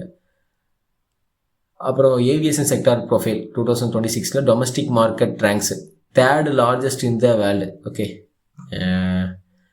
உள்நாட்டு சந்தை தரத்தில் வந்து டொமஸ்டிக் தேர்ட் லார்ஜஸ்ட் இந்த வேர்ல்டு தான் வந்து இந்தியா இருக்குது. அப்புறம் ஆப்ரேஷனல் ஏர்போர்ட்ஸ் வந்து 163 ஏர்போர்ட்ஸு வந்து 2047 வந்து 350 ஏர்போர்ட்ஸாக வந்து மாற்றணும்னு சொல்லிட்டு டார்கெட் பண்ணியிருக்காங்க. ஃப்ளீட் சைஸ்ன்னு பார்த்தீங்கன்னா செயல்பாட்டு விமான நிலையங்கள்னு பார்த்தீங்கன்னா 940 ஏர்கிராஃப்ட்ஸ் கொண்டு இருக்குது. ஓகே, 940 ஏர்கிராஃப்ட்ஸ் வந்து இருக்குது அப்படின்னு பார்க்குறோம். 1600 ஆர்டர் அப்படிங்கிறாங்க, ஆர்டரில் வந்து இருக்குது. அப்புறம் மார்க்கெட் லீடர் இண்டிகோ தான் வந்து ஒரு 65% ஆஃப் மார்க்கெட் ஷேர் வந்து இண்டிகோ தான் வந்து இதில் இருந்து எடுக்கிறாங்க. அதுமாதிரி மேஜர் பாலிசி ரூல் 0/20 ரூலாக ஃபார் இன்டர்நேஷ்னல் ஃப்ளையிங், இதை வந்து மேஜர் பாலிசி ரூலாக சொல்கிறாங்க. ஓகே, 0/20 ரூல் இதை வந்து மேஜர் பாலிசி ரூலாக சொல்கிறாங்க. Okay, thank you guys. இதோட டிரான்ஸ்போர்ட் கம்யூனிகேஷன் இது முடியலை. இன்னும் வந்து நமக்கு என்னெல்லாம் இருக்குன்னா பைப் லைன்ஸ் இருக்குது, அதுக்கப்புறம் நமக்கு வந்து லிட்டரலி மெட்ரோ பற்றி இருக்குது.